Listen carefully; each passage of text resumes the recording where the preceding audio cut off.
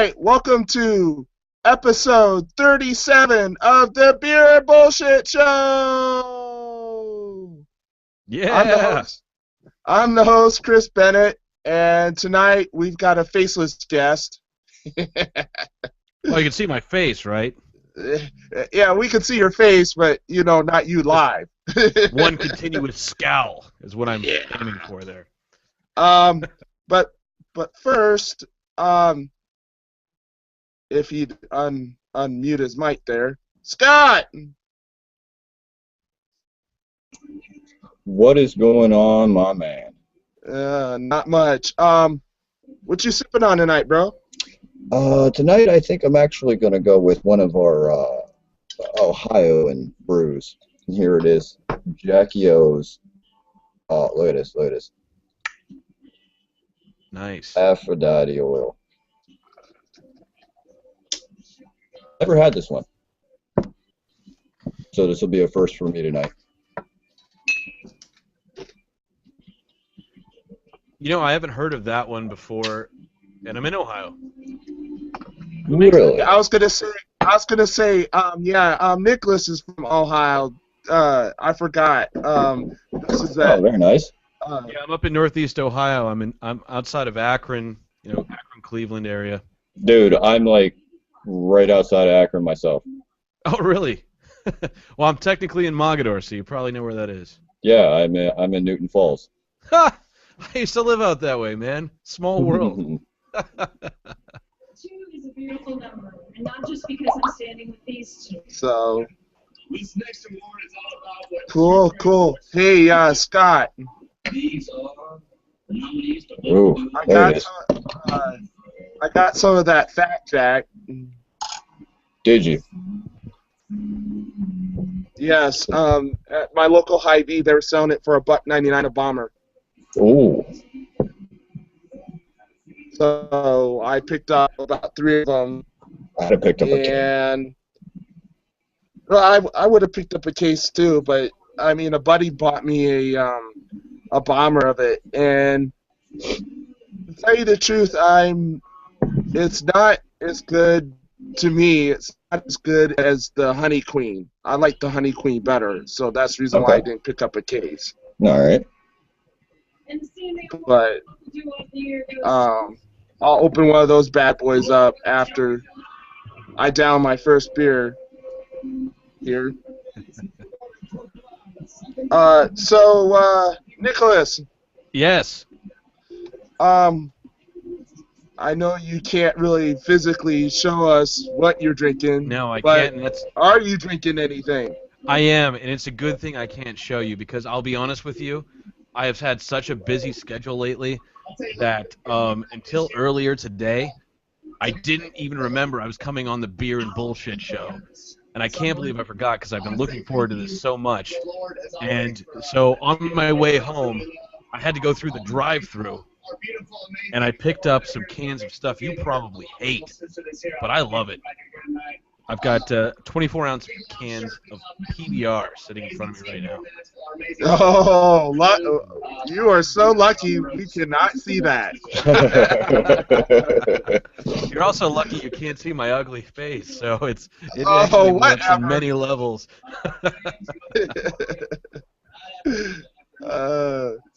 Hey, Jim-Bab! Yo. Hey, how you doing, bro?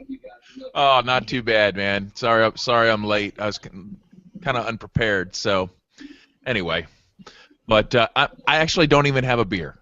I do not have a beer. What? Yeah, I know. I have to go heavy on the bullshit because I have no beer at the moment. Basically, I'm recovering from overindulgence last night. So the question is him having no beer or me drinking Pabst Blue Ribbon, which one is really better? Drinking no beer, because PBR is like... Vote for no beer if it's got to be Pabst, I guess. Hey, I do have a great beer story, though, from last night that I wanted to share with you guys. So, okay. I was hanging around with some of our great libertarian beer drinkers out here, and it was election night, so we needed something to do because we don't care about elections. So I said, you know what? Let's do a double IPA blind taste test. Okay. Oh, very I nice. like this. So anyway, we tried. There were four of us. I tried four. We had four different double IPAs, all of which came in a 16-ounce can. Okay. Neshaminy Creek. 3 were basically local, and 1 was from Vermont. So we got Neshaminy Creek Brewery, which has one called The Shape of Hops to Come. They're up in Bucks County. We had one from Carlton Brewing Company, which is over on the Jersey Shore.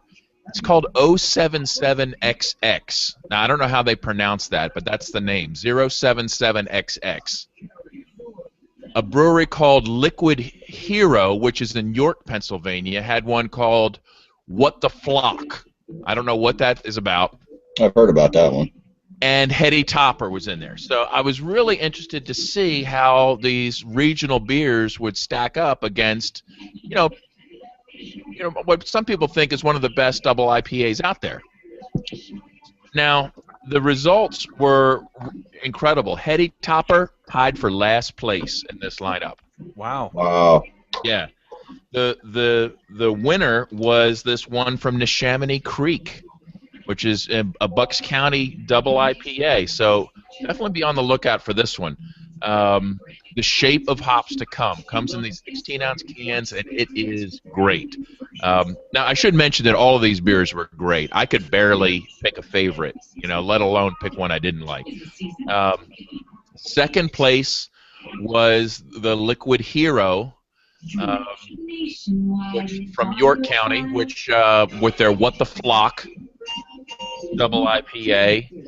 And then, no, I'm sorry. Second place was the 077XX. And then tied for third and fourth was the Liquid Hero and the Heady Topper. So I thought that was kind of interesting because we had a panel of 4 IPA enthusiasts. Not exactly a definitive scientific study, but I think Heady Topper's got some competition. So anyway, that began a night of somewhat, I would say, fairly heavy consumption. So I'm still sort of clearing the cobwebs from that one. Anyway, there's my beer story. There you go. And what a great beer story. That is an excellent beer story. Yeah, myself, we've actually around later in the month, actually, we have an ethnic dinner party in my house every year. Or actually, this year we're having it someplace else. Anyway, everybody brings an ethnic dish that they care to make, either from their ethnic background or from something they're just really good at, and then we pair it with drinks. And actually, for the last couple of years, we've been doing a Christmas ale taste test, blind taste test. And up here in Northeast Ohio, the big dog of Christmas ale has always been Great Lakes Brewing. Boo. And they get trounced every single year. They had something called, what was it called? They had a really good IPA over the summer. But beyond that, I'm not... Chill Wave? You talking about Chill Wave? Yes, Chill Wave. Yeah. Excellent. Oh, man, that stuff, you just have the first beer, even as a seasoned alcoholic like myself, and I just started feeling it just coursing through my body. I mean, it was good stuff. Right here, even better. Really? Even better. I'm going to have to find that because Chill Wave was like a seasonal thing, and they had it at the little... This just came out not too long ago. This one here was canned on 10/14/14. Nice. We have a lot of good regional brewers up here, too. Yep. Although I am disappointed, and I'm sad to say that the head brewer for Fatheads took off. He's now in Oregon. Well, that's what happened to Great Lakes. Yeah. I mean, their brewer left, and he actually went down. I don't know if he moved after that. He went down to 12 Dogs. Yeah. Which makes a pretty decent Christmas ale now, I believe. But supposed to be the same recipe. Yeah, exactly. The original. Maybe we should clarify what exactly is a Christmas ale anyway. Does it have like nutmeg and cloves in it, or spruce needles, or what the hell is a What the hell is a Christmas ale anyway? And should it even be a category? You know, it is. Sometimes on the more over the top like Great Lakes, everybody loses their shit over around here. But to me, it tastes like a beer with a bunch of candy canes melted down into it. Really, like it's over the top flavor. But the better Christmas ales that I've had, they have a subtlety, like kind of like a little bit of pine, like a Christmas tree, and maybe a little hint of sweetness in the background, and maybe a little bit of cloves, like a Glühwein kind of under hint, like the German spice wine that's served warm or whatever. I mean, it's got a very Christmassy flavor. You can taste it. You can taste the crispness, the coolness, like that time of year. I mean, so when it's done right, it's actually a very interesting beer. When it's made all sweet, just everybody loves it, but it's because it doesn't really taste like beer anymore. That's why I like to categorize most Christmas ales. They're just spiced ales, because most of them, the general essentially what it is. thing for them is just cinnamon, nutmeg, allspice, ginger, cloves, and they're generally even brewed with like the more earthier hop tones, like Fuggles. That's like one of the biggest ones that they brew with during the holiday season, because it's an undertone. It gives you more of that earthy feeling and earthy, dirty taste. Now, why do people think they want to drink that around that time of year? Now, I'm going to say bah humbug, and if you want to get me a beer for Christmas, get me some frickin' Chill Wave, okay? I don't care. I don't put any cinnamon in there. I don't want any nutmeg or cloves. You know what though? I will tell you what. I was never a big fan of the Christmas ales, but over the last couple of years when we've done these blind taste tests, the ones that always win, or the ones that are my favorite doesn't always win, but I like the more subtle versions, and it's not like it's even that noticeable. I mean, it's there, and it gives it that what's the word for it? I don't even know. It's just the undertone. You can taste it there, but it's not overwhelming. It's just when people try too hard with it, it gets really nasty. But like with those stupid pumpkin beers that people, absolutely horrendous, disgusting. Like that, or even I've had some cherry ales. Oh God, don't put cough syrup in my beer. But when it's understated just enough that you like, it causes it basically turns into an intellectual thing when you're tasting it, to try to pick apart all the pieces. Right. Like, I appreciate that. Yeah. But when it's like in my face, no. That's why I ended up, speaking of cherries, I ended up liking Sam's Barrel Room series that you can only get in Boston. It was their American Creek. It was done with Balaton cherries from Michigan, and it was done so beautifully. Yeah, no, that sounds. I mean, I've had some that are really freaking good. Mm-hmm. I'm not even like, I don't even like cherry anything. I'm not even a cherry guy, but I think that getting adventurous with beer, maybe putting in some flavors that you wouldn't expect to find there, as long as they're subtle and they add to the whole overall palate, and not they don't steal the show. I think that's the thing. Sounds good. But let's, what I hope it doesn't, like this pumpkin beer, this trend this year seemed to be so bad that it crowded out, all the other beers on every beer menu I saw. It's like, I'm okay, pick, if you want to have some pumpkin beers, that's great. But too many bars were like half their beer selection was taken over by pumpkin. I'm like, really? Like, I guess they're big sellers. I guess people want that, or they wouldn't do it. But like I said, like the Great Lakes Christmas sale, like people lose their shit about that here. Like everybody will go out and get, and this stuff makes you so sick if you drink a bunch of it. I don't know why, but it gives you the worst hangover. People are puking everywhere, singing Merry Christmas. It's a complete mess. It's true. Man, you're here. Yeah, I know. Best dude. People, like they actually, a couple bars up in Cleveland where I work, downtown, that they'll actually store away some, and then they'll bring it out in July. And people just go nuts for that, like the Christmas ale in July. I don't know. Yep. The Christmas and July parties. The Great Lakes I would store away is the Nosferatu, which yes. I've been enjoying lately. one of my favorite beers, ever, and I think it's already disappeared from the shelves. It didn't seem to last very long this year. Yeah, I'm in very close proximity to the actual brewery, but by the time I get out of work, I'm just going home. I need to actually hit it up again someday, but their food's kind of mediocre, so whatever. Seems typical at good breweries. The food is like, well, Yeah, well, out in Rehoboth, the Dogfish Head and stuff, I mean, kind of a terrible. similar thing. It was kind of such a shitty place, but it's a terrible place. And Victory Brewing, same thing. Terrible restaurant, horrible service, crappy food. Now there's a place called the Greenhouse Tavern in Cleveland that has insanely good food, like the best lamb burgers I've ever had.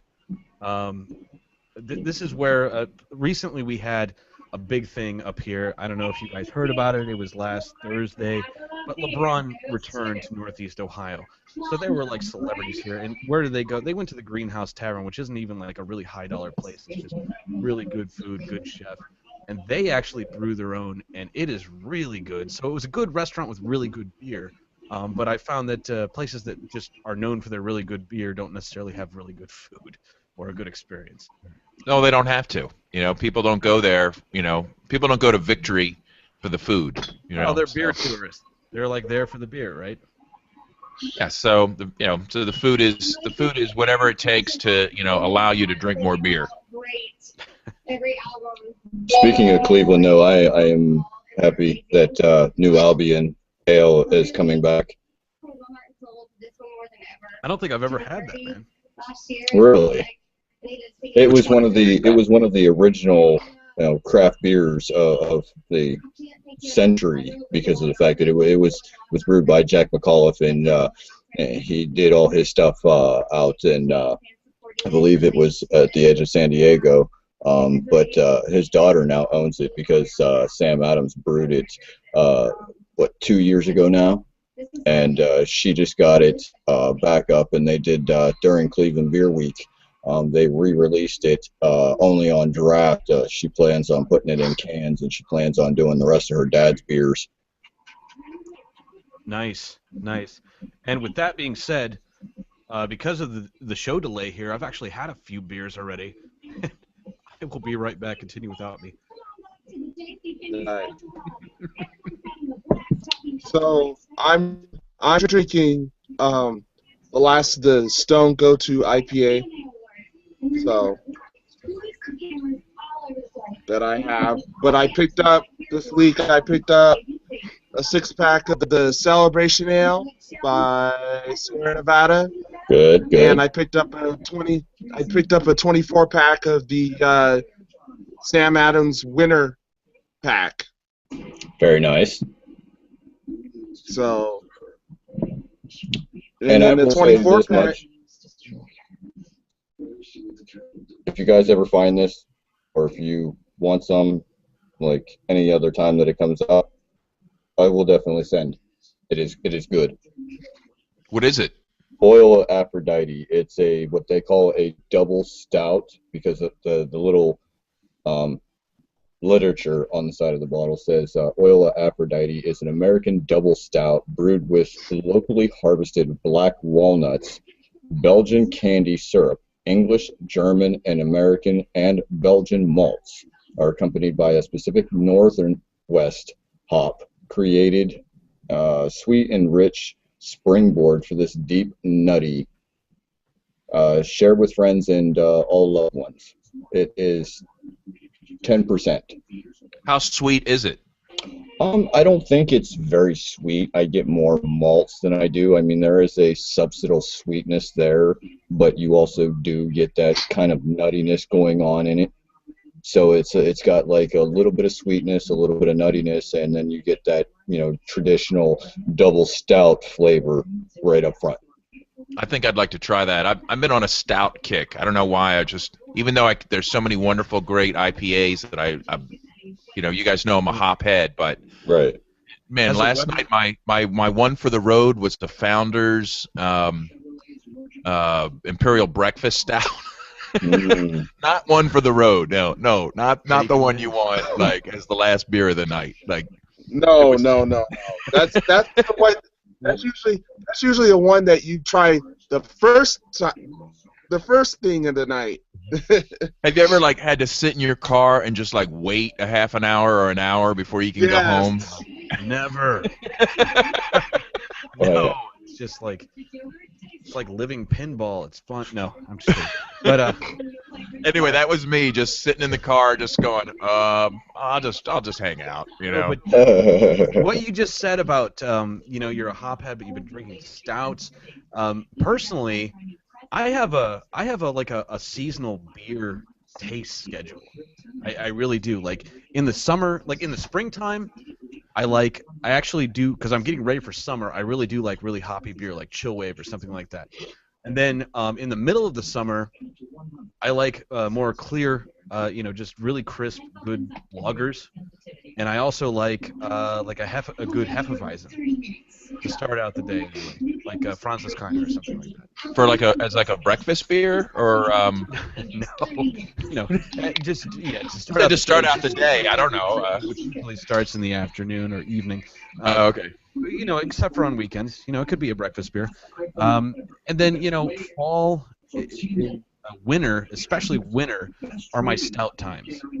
I like stouts in the winter. They remind me of a good beef stew. Like, it's just hearty, and I drink stouts in the winter. So that's kind of like what my beer schedule looks like. I don't know if you guys are the same or not. I don't know, man. I tend to, even being here in Ohio, my thing is, especially during the winter, I would love nothing more than a bunch of Doppelbocks. Mm. I mean, nice, rich, hearty, meaty. Yeah, exactly. Keep you warm throughout the winter. Exactly. The Doppelbocks and stouts is all I do during the winter. I like the Samuel Smith's even oatmeal in the wintertime, man. That's I love their. I haven't had one of those in a while. it's I such a love their good- organic chocolate stout. That too, man. Those are such good winter beers. Right. Yes, And especially that oatmeal stout. That is my favorite. That to this day is still one of my favorite all-time beers. Is the oatmeal stout. I don't know. I have to get on the whole kick with the Christmas/winter warmers because my favorite during the winter, especially during the holiday season, happens to be Sam Adams' Merry Maker, their gingerbread stout. Yeah, those are I'm pretty glad good. you brought that. I'm glad you brought that up because I just delivered a case of that at my big liquor stores today. We had to clean that puppy up because they're in the process of moving from one store to another into their bigger store, and we had our products all over the place. So Dude, I almost three pick up a merchandise. case of that every season. The three of us, we went in there and we just we cleaned it up and made our area look a lot better than what it was. So I did a video last year. I did the unthinkable for me, and I took the Merry Maker and I actually made a milkshake out of it with some vanilla bean ice cream, and oh my God, was it so good! Wow. Now you're getting into the spirit of the season. I think that's. It tastes exactly like a liquid gingerbread cookie, and I went ahead and threw in some vanilla ice cream, some vanilla bean ice cream, and just poured that over the top of it. Mixed it up until it was nice and smooth, and it was so good. Man, you know what would be good in something like that would be kind of unrelated, but I skipped over fall. I kind of blended fall and winter together there in my last statement. But in the fall I do like Belgian beers. Like Delirium Tremens, Chimay. Delirium Tremens has always been. It's got such an interesting flavor to it. Yeah. I always really love that stuff. But I think that would be good mixed with some vanilla bean ice cream. I don't know. I'm just thinking about it. During the fall seasons, usually when I pick up my go-to ritual within the last couple of years. I end up getting up a 6-pack of the West Valletta and 10 and 12, the 12, the 8, and the 6. No, perfect. Perfect. Yeah, I buy those up. I got a special guy over there and next to the brewery, and he goes over there and he picks them up and he sells them to me for bottle price plus shipping and handling. And then also in late August, I do. We have in Brimfield, Ohio. There's a German club that my family has belonged to since I was born and before then. And I always work the beer truck there too, serving up the good imported Oktoberfest beers. So I always get into that too. This year, the standout was the what the hell was it? I think it was the Spaten actually. The Spaten Oktoberfest was incredible. It's like this really nice Marzen amber.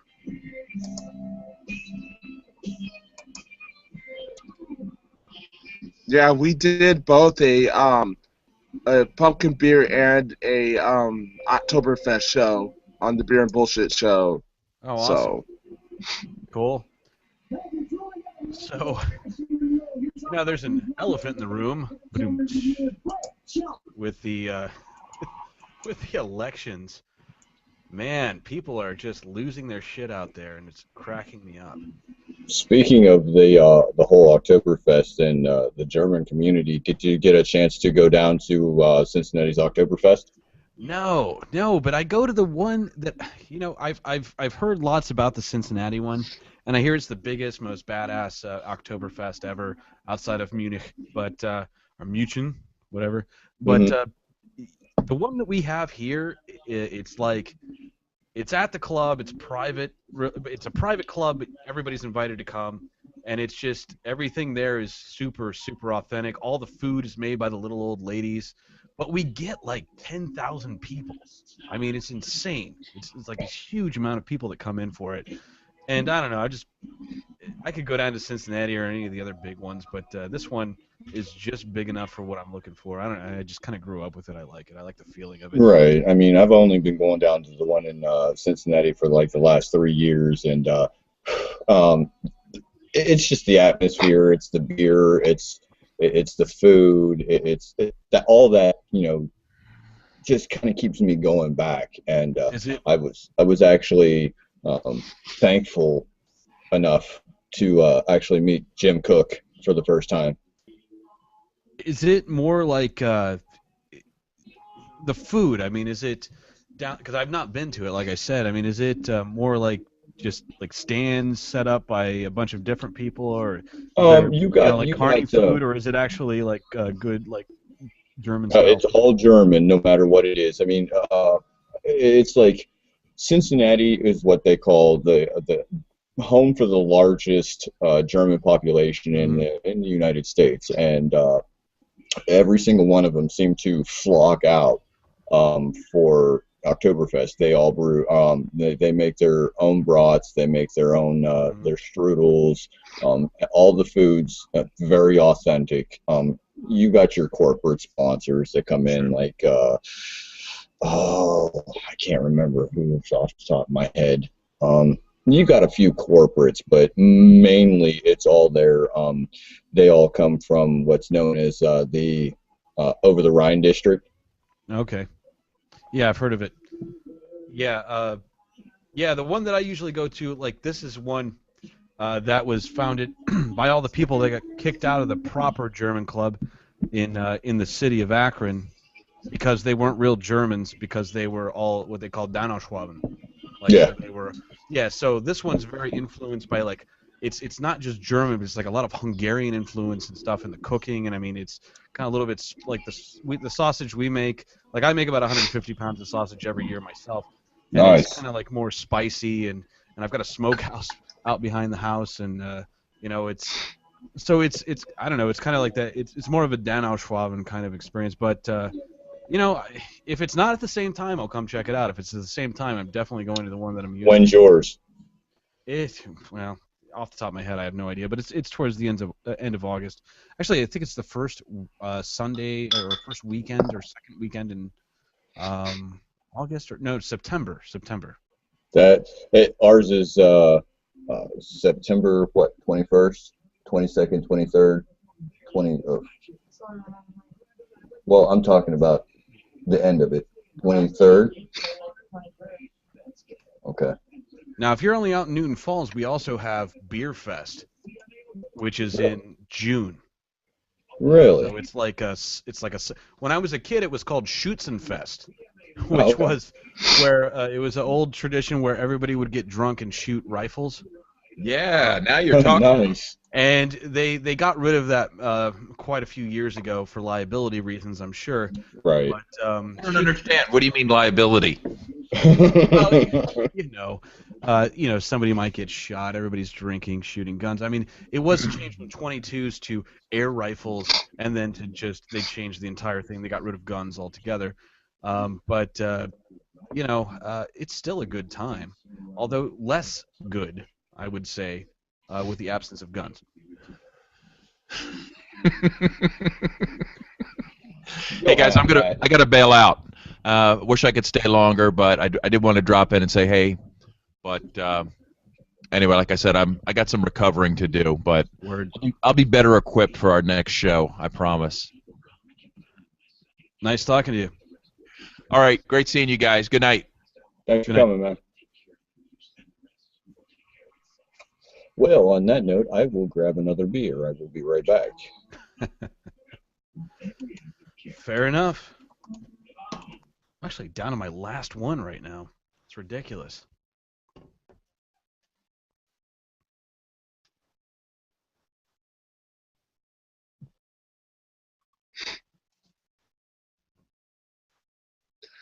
So, Nicholas, what have you been doing lately? Oh man, I've just been working my ass off. Yeah, like the last time I was going to be on, I had to cancel. I had a late meeting. Yeah, I've just been putting some things together at my place of work that hopefully will pan out and be very profitable in the future. So, yeah, just working a lot and drinking on weekends. I mean, that's pretty much it. I've got a 3-year-old daughter, and I've got a new, not even a month-old now daughter, and been busy, man.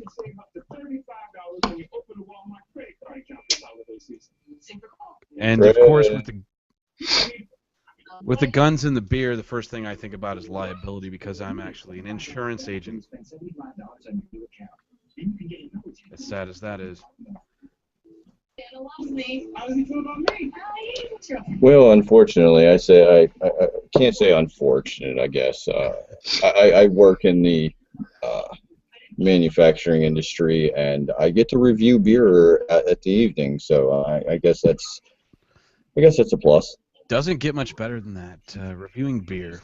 Right. No, if somebody would pay me to review beer, that's what I'm waiting on someday. Either that or drink to a start lot more working good for beer. Sam Adams. I mean, I do most of their promotion. Right, exactly. No, There, getting paid. Go ahead. He freezes up every now and then. Oh. Says, hey, review it. You're freezing up again, Chris. Chris, you need a better internet connection out there in Illinois. Mm-hmm. I do have a good connection. I don't know what the heck's going on. It's a ghost of Lincoln messing with your internet connection. It's the government. Probably. Blame it on the government. We can blame everything. Probably is the government. Right. Yeah, exactly. But yeah, I don't know. Got a lot of beer talk out of the way. I just didn't know. I'm not familiar with the format of the show. I'm kind of new here. But as far as the bullshit segment goes, I mean, there was a pretty big day yesterday, and it's even though it doesn't interest me personally, I don't really give a shit what happened. Reactions have been pretty funny. making a real difference. I mean, in that respect, I mean that a lot of my friends who are progressive are just losing their minds, saying they're going to move to Canada and blah blah blah, just like every time. It just cracks me up. I'm like, The only yeah, reason it keeps me from moving to Canada is good beer. yeah, I just have to drink Labatt all the time. Well, actually, there's a great brewery if you can find any of their beers. It's called Flying Monkeys.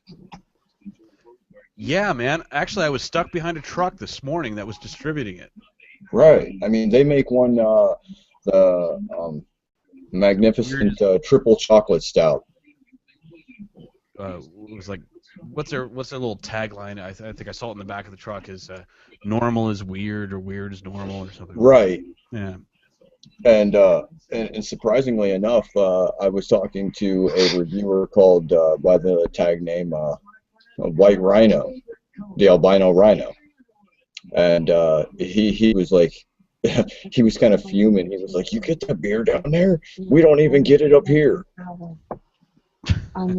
He was like, "It's brewed up here, and we don't even get it here." I can't help it, dude. It's a good beer, I'll tell you that much. Yeah, well, apparently it's available around here since there was a distributor driving down the highway that I was stuck behind today. Right. So I have to try it. I've never had it. You're between Akron and Cleveland. I go to a place up here in Kent, 101 bottles of beer on the wall. Oh, I know that place, man. I'm actually right next door to Kent, Mogador, Talmadge, Kent. I mean, I'm right there. Right. You know. So, I mean, that's where I frequently visit that, at least every other week, if not a couple times a week. I'll have to check it's right down the road. It's like, where Kent splits off. It's got the main one, the dorms on one side, and pretty much the school on the other. Yeah, yeah.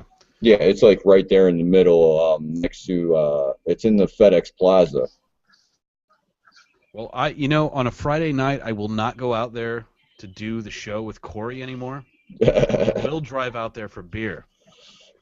The bottle shop that I go to is wonderful. They got 24 taps, and between here and Cleveland, I mean, there's nothing better.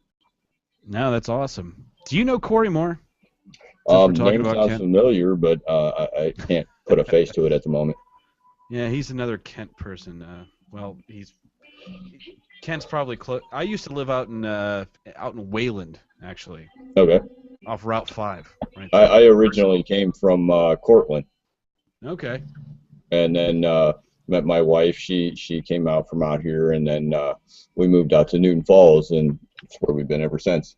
I heard they have an awesome 4th of July display in Newton Falls. They do. That's the claim to fame as far as I can remember.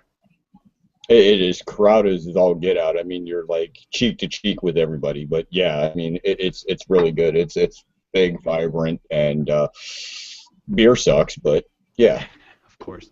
But like 4th of July, I'm not a big patriotic person myself, but I still love fireworks. I really love fireworks. And the same thing goes actually for like awesome military jets. I love jets. The Cleveland Air Show. So much fun.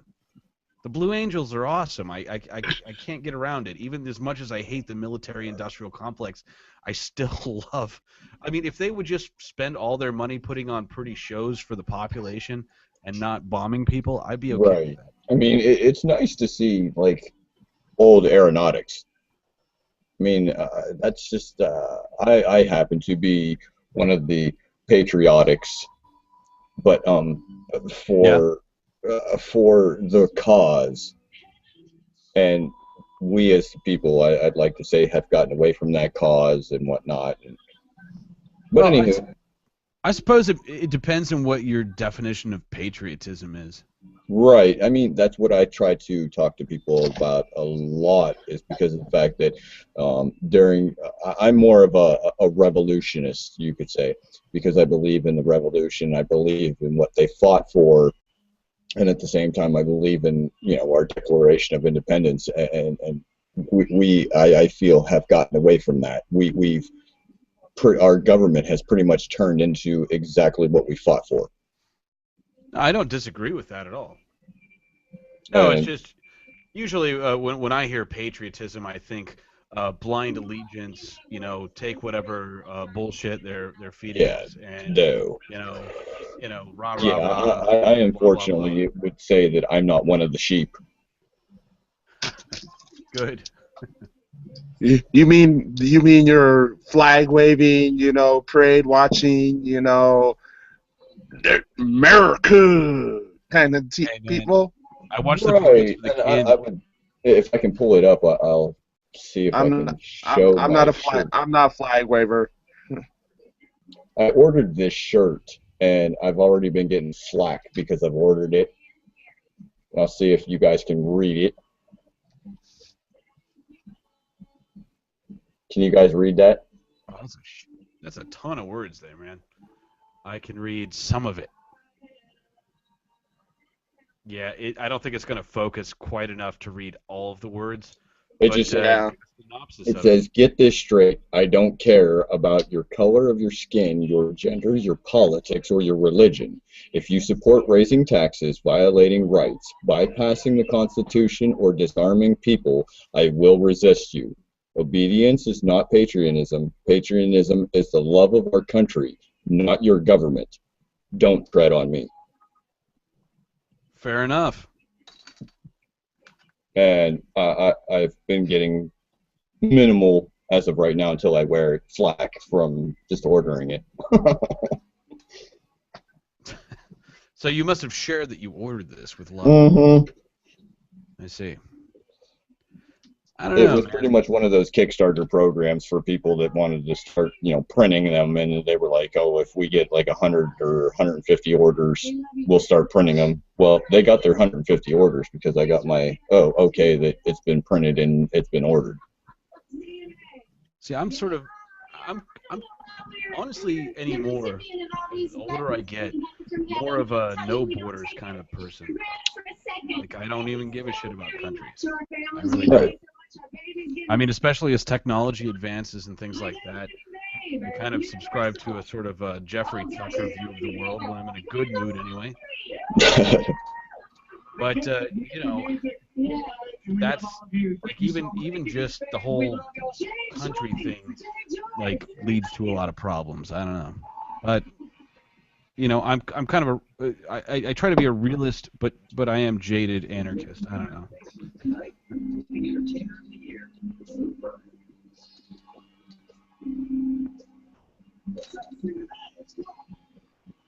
It's all that. Hey, Nicholas, it's all that time you spent at Portfest.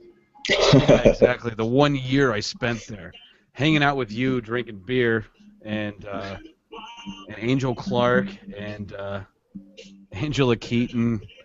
It was enough to, do it. Did you see what Angel's doing? Yeah, she moved to Acapulco. I know, right? That's awesome. Good for her. Have you watched her videos of like the places she wanted to rent? Yeah, the wife has actually. No, those are cool, man. Like, good for her. It sucks because like she was supposed to come up here to Cedar Point and like hang out with us, but whatever. I guess that's not gonna happen now. But expatriating would be it really is an interesting idea. But if you don't have an income stream that doesn't require you to be somewhere, like both of them are great at that. They don't have, like, they could be anywhere in the world and they could still do what they do, both her and Dave. But me, I really can't do that right now. I have to actually be, well, at least somewhere near the United States to do what I do. And well, I guess my wife would be okay, but I just don't really have that choice. Plus, I have the kids, and I don't know what to do with the kids. Like, we want to homeschool, but can I eventually when it comes time? I mean, my oldest is only 3. I don't really know. I honestly don't know. Yeah, I wish I could. My oldest is 10. He lives in Detroit, or outside of Detroit now, and my youngest is 5. And I'm like, dude, the school system is going to rot your brain. I mean, other than the smokehouse that I have here, like one of the things that keeps me around this area is that we actually do have a very good, well, at least academically rated school system, Right. and a state winning football team, which is here nor there. But it's pretty chill, pretty low key, not a bad place to raise a family. So, but if we decide to homeschool and I can actually get a job where I can telecommute or whatever, then I guess the sky's the limit. But for right now, I'm staying put. That's like all these people talking about, oh, we're going to leave Ohio now. The people who are my friends saying, oh, I'm going to leave Ohio now because John Kasich won re-election. Don't get me wrong, I don't like that guy. He's done a lot of things that I do not agree with at all. But I honestly don't think he's Satan incarnate. I mean, he doesn't Right. scare me. I don't want to leave. So I'm like, where in the hell are you going to go? Like, where is any better than any place else? Seriously. Like, a friend of mine who was talking about this was like, oh, yeah, we're going to go to Texas. I'm like, are you, like, if you're leaving here for political reasons, why in the hell would you go to Texas? I mean, if you're progressive. Right. In my opinion, that's why it's one of the worst places to go. I'm like, it's, Rick Perry was the governor. You know who Rick Perry is, right? It's like, come on. They were the first state that wanted to secede. And you think that they're really going to care about their people living in the state? I don't know, man. Go for it, secede. Everybody should secede. Every individual household should. But, I'm trying. Yeah, me too. But, realistically, right. Come on. It's ridiculous. But, yeah, leave for where? I mean, how are things in Illinois right now? Well, we just, well, I wouldn't say we because I didn't vote for neither one of the two major party people. I voted Libertarian. The people of Illinois elected a Republican for governor for the first time in 12 years. I heard. So, and everybody's losing their minds. I mean, because he said stuff like during the primary where he was going to control the public unions and stuff like that, and he was going to pull like the Scott Walker bit up in Wisconsin, and I don't know. The unions here in Illinois are strong. I mean, they're really strong. Oh yeah, no. But at the same time, though, I mean, they think, there's a Democrat in office, so we'll probably get our own way. But I think after the whole Blagojevich thing, they realize that they can't get 9% raises every year and shit like that anymore because the state is broke. It's broke. Really. Well, they're freaked out about that in Ohio, too, because there was the SB 5 debacle, 2 or 3 years ago now, and Ohio is a super strong labor state, too, and, it got passed here, and that's why, like, my friends are the most freaked out about this, and I don't necessarily blame them from a interest point of view, but, they're freaked out about it because they work in the public sector in some way, shape, or form. They're like school teachers or whatever, and I'm like,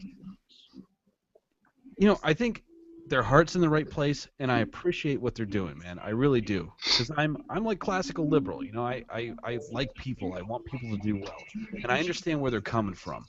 But at the end of the day, if you don't want your life to be controlled, or like at least if you'd like to limit the amount that your life is controlled by politicians, you should probably not work in the public sector. Right. Because it's always going to be political. It's always going to be political. It's just like, anything else that's always political, like, birth control or anything like that. Just don't rely on the public sector to provide it for you because it's always going to be a hot-button issue. Just go out and do it yourself. Or yeah, damn it, don't work for Hobby Lobby. Hobby Lobby. Right, exactly. Seriously, Speaking... I mean, just don't rely on the public sector. Oh, and if you do, it's okay. I mean, if that's really what you want to do, do it. But you know, you're going to have a hard time occasionally because people rebel against these things, or parties rebel against these things, or whoever, special interest, whatever. I mean, it's going to happen. I've come up with a project that I would like to do. You know, there's 22 communities, 22 cities in the United States right now that ban feeding the homeless. Oh, that's so stupid. And there's a guy, a homeless advocate, and 2 priests that got arrested down in Fort Lauderdale, Florida. Yeah, he was 90 years old. 90 years old. They got arrested for violating the ordinance down there for feeding the homeless. Now, my project is I want to raise money, okay, to pay their fines.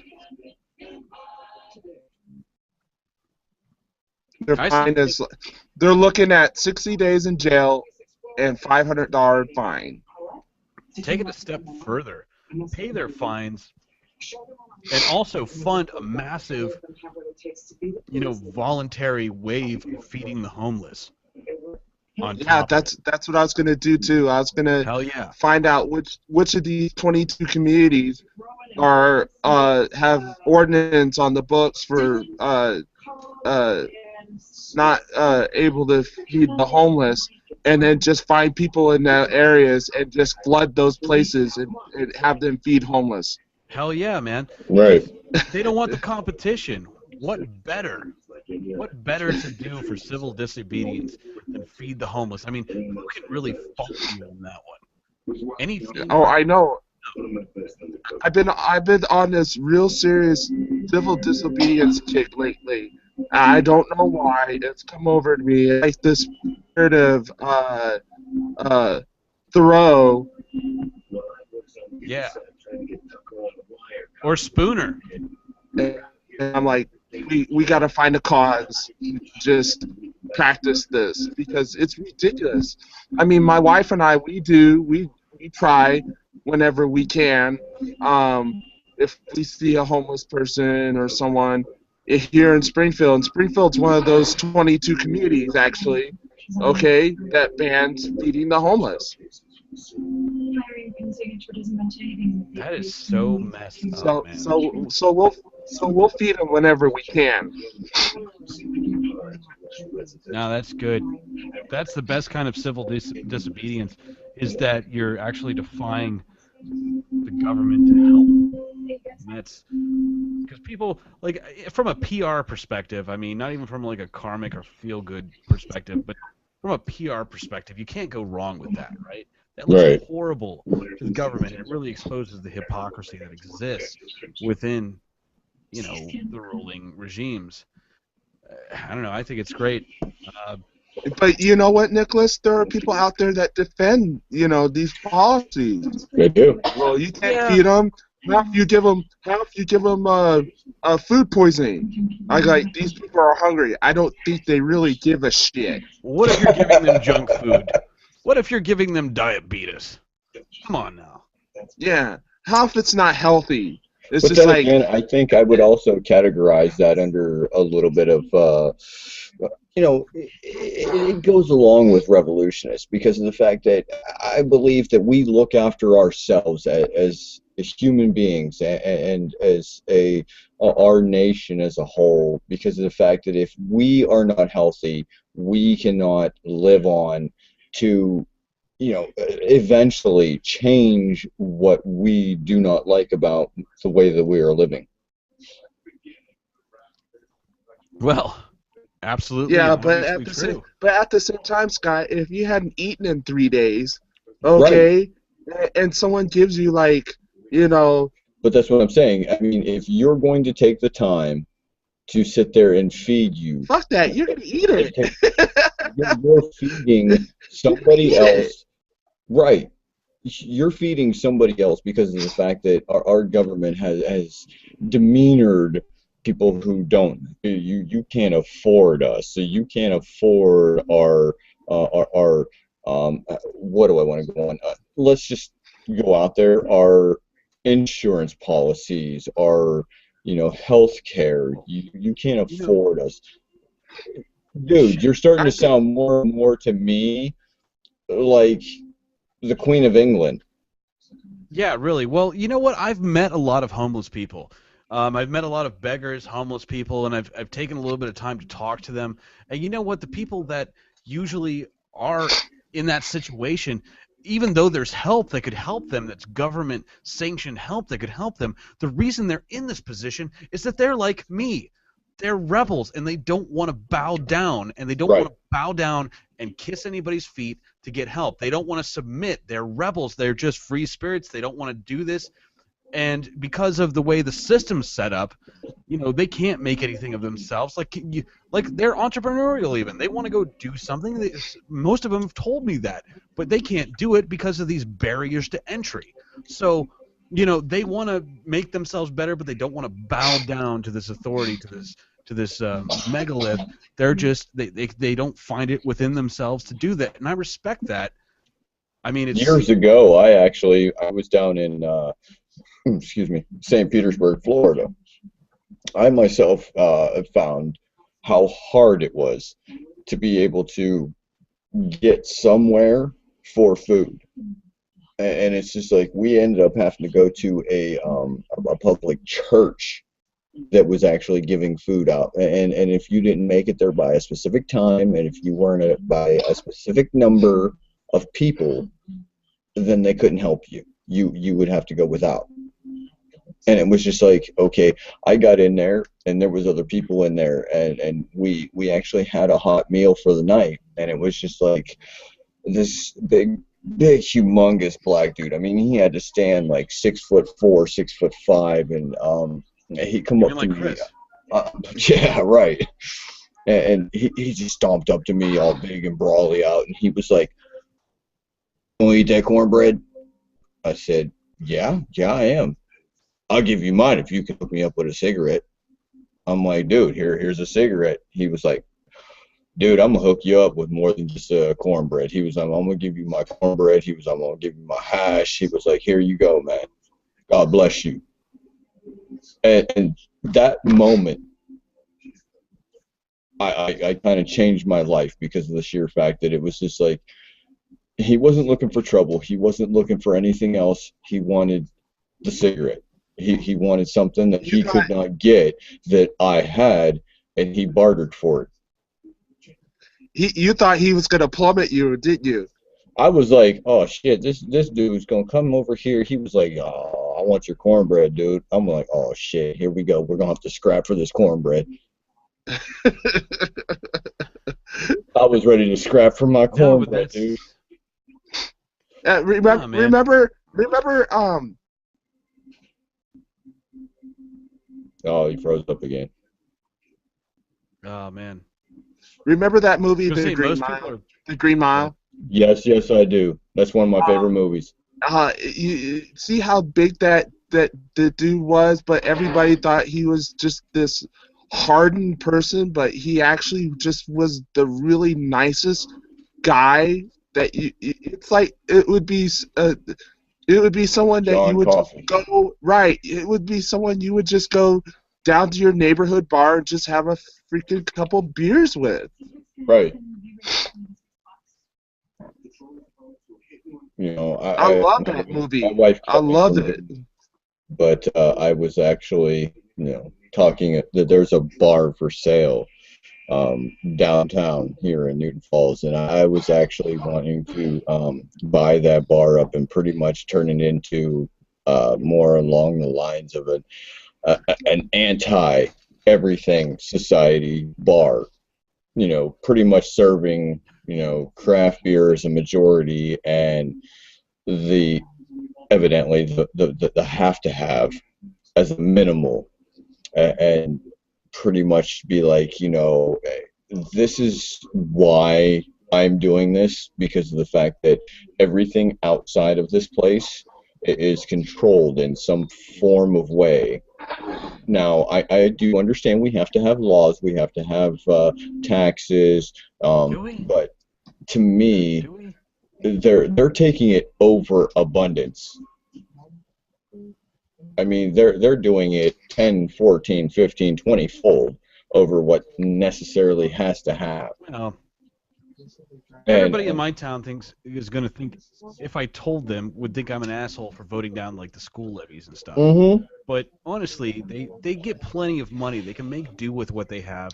Dude, Stop asking seriously, for how more. hard is it to pay somebody to sit there and read out of a book and oh, okay, somebody in the general population makes a test and says, okay, if you pass this test, you're going to go to the next grade. Hell, it's not even You the know, teachers, you man. know, I have no gripe with them.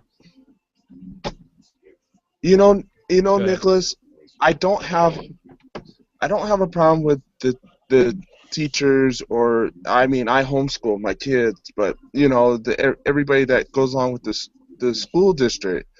Okay, I have a problem with when you're cutting art, so your football program, okay, Exactly. can Right. stay afloat.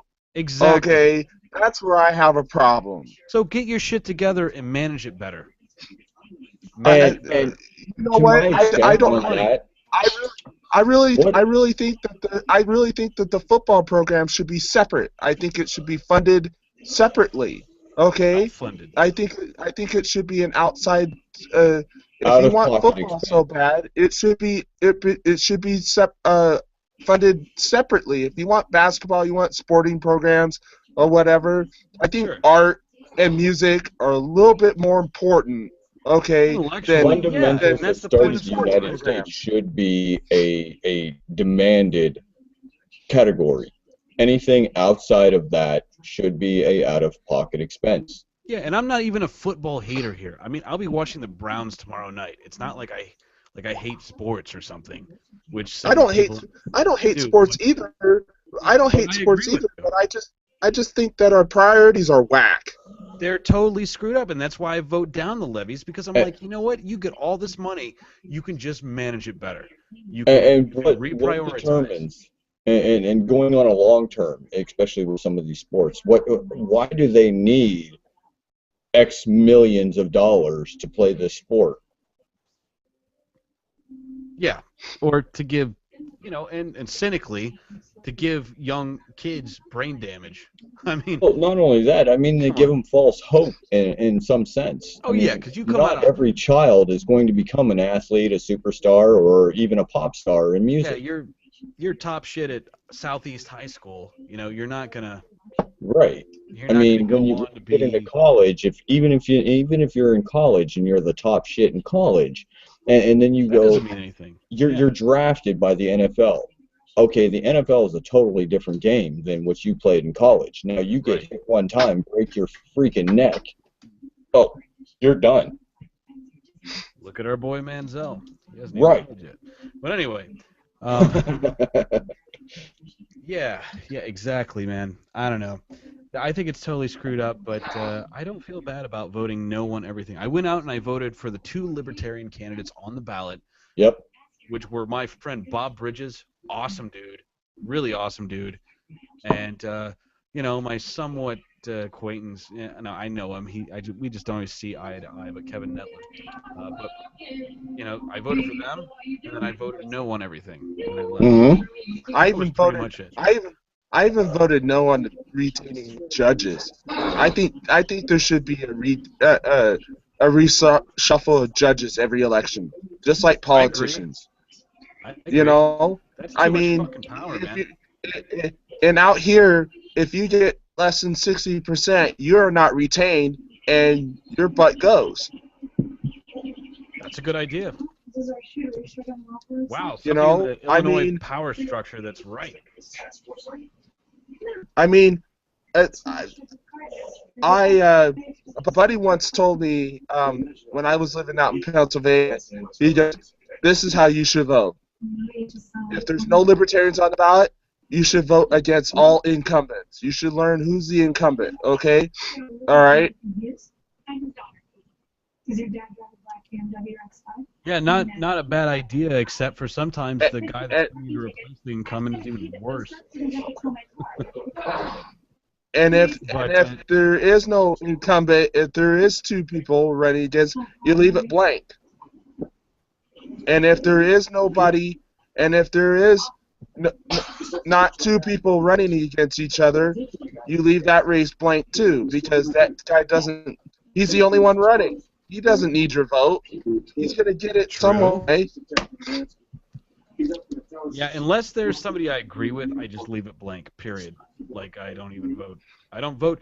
I don't vote strategically. Like, a lot of the people here in Ohio, like in the LP, were like, vote for that Pepper dude. And I can understand, well, he was running against our Secretary of State. And I can understand why they wanted us to vote for the Democrat, because, like, the Secretary of State totally screwed us here in Ohio, like, big Right. time. He's the one that got my good friend Charlie Earl kicked off the ballot. So we had no governor. Steve Lindenberry, another awesome dude, he got kicked off. So they totally screwed us. It was John Husted, I think, and they were saying, vote, Democrat. I knew he wasn't going to win. Plus, I don't vote strategically. Like, I just vote what I didn't hear whatever happened with Governor Ryan. Governor Ryan. I don't know, man. I missed that one. Tim Ryan. Oh. Wait, yeah, I have no idea, man. I missed that story. Tim Ryan. I have no idea. Yeah, he's big over here. I didn't know if anybody has heard. No, I didn't hear. Because I'm right on the border of Portage County, right where I'm at. So Right. I'm just outside the district, but I have no idea. Right. I didn't hear anything about him, and I was like, oh, well, okay, maybe he didn't make it. The Libertarians in Ohio, at least, which were just 2 on the statewide ballot, both got a little bit over 5%, which They did. without having top a ticket, it's not that bad. Like, without doing any campaigning or anything, it's not that bad. I'm proud of them, because like that just shows you that even though they did no campaigning barely, in this state there are 5% of people who actually voted, which is a very small percentage. We only had a 38% turnout, who were like, yeah, I'm just gonna. Those people went out specifically just to vote, like I did. So I mean, it's not much, but it's a start. Right. I mean, there's a lot of people that just go out there to exercise their vote. I mean, it's just like I was talking with a bunch of people, and they're just like, oh, we don't vote because it don't matter anyway. Well, that's basically true. Right. I was like, man, I can't battle with you there. It don't matter. Because after so long, I mean, even if you did, and a small number actually turned out, I mean, money talks. Hey, Nicholas, I don't know if you heard what happened out here in Illinois about the whole getting on the ballot, but there were originally 3 minor parties that were trying to get on the ballot here in Illinois: the Greens, the Constitution Party, and us. And the Republicans successfully kicked the Constitution Party off. The Democrats successfully kicked the Green Party off. Okay, and the Republicans did their damnedest to try to get the Libertarians off the ballot. I mean, they went so far into hiring, people to go through like the petition list and threaten the petitioners and people who signed the petitions with armed people. Really? Yeah. It was, the Republicans put on some really shady shit. And then when the State of Elections Board certified us on the ballot, they went a step further on going to Sangamon County Circuit Court office and tried to kick us off through the judicial meeting, saying that the ruling that the State Board of Elections was flawed and all this kind of stuff. And it was just... They actually went out there with armed people? Yeah, to these people's houses. What? It tried to intimidate them to to recant their stories about signing the petitions and shit. That's horrible. Then you wonder Yeah. why then you wonder why they want to try to take the guns away from people. I don't know. That's unbelievable. It's been documented. I mean, and it was crazy. It was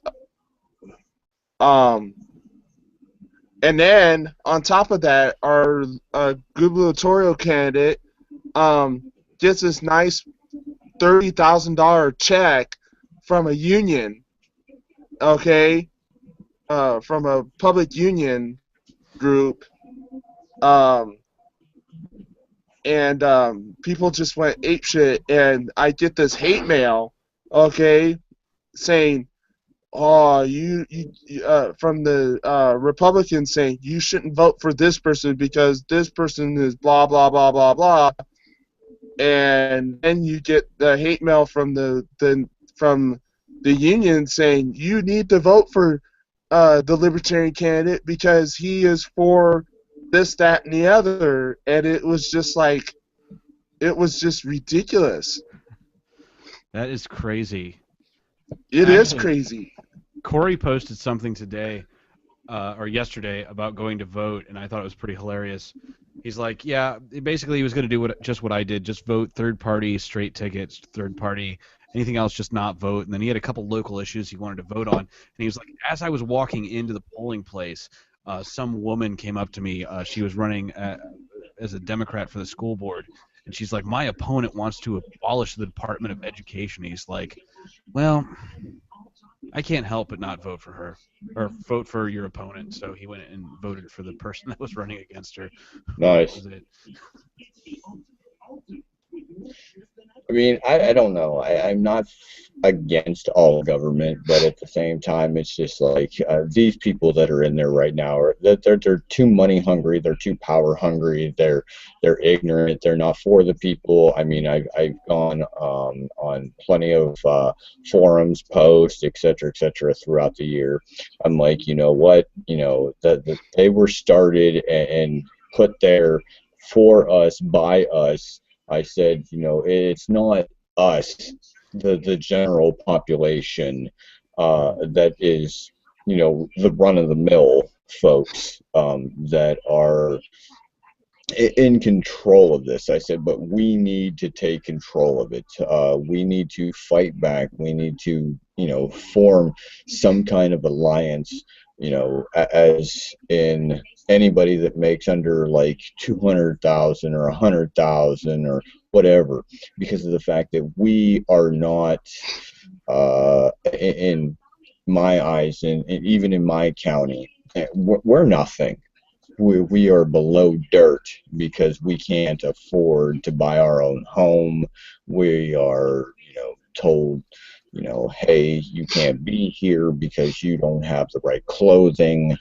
And it's just it's such a bad thing, and it leads down to our children because of the fact that when they go to school, it's just like, oh, you don't have the right Nikes, or oh, you don't have the right pants by this designer, and it's just like, when my kid gets there, he's gonna beat your kid's ass. And I'm not going to defend. I'm going to defend him, but I'm not going to defend your kid because he's so well dressed. No, we had to fight with what we got. I teach him to do the same thing. Yeah.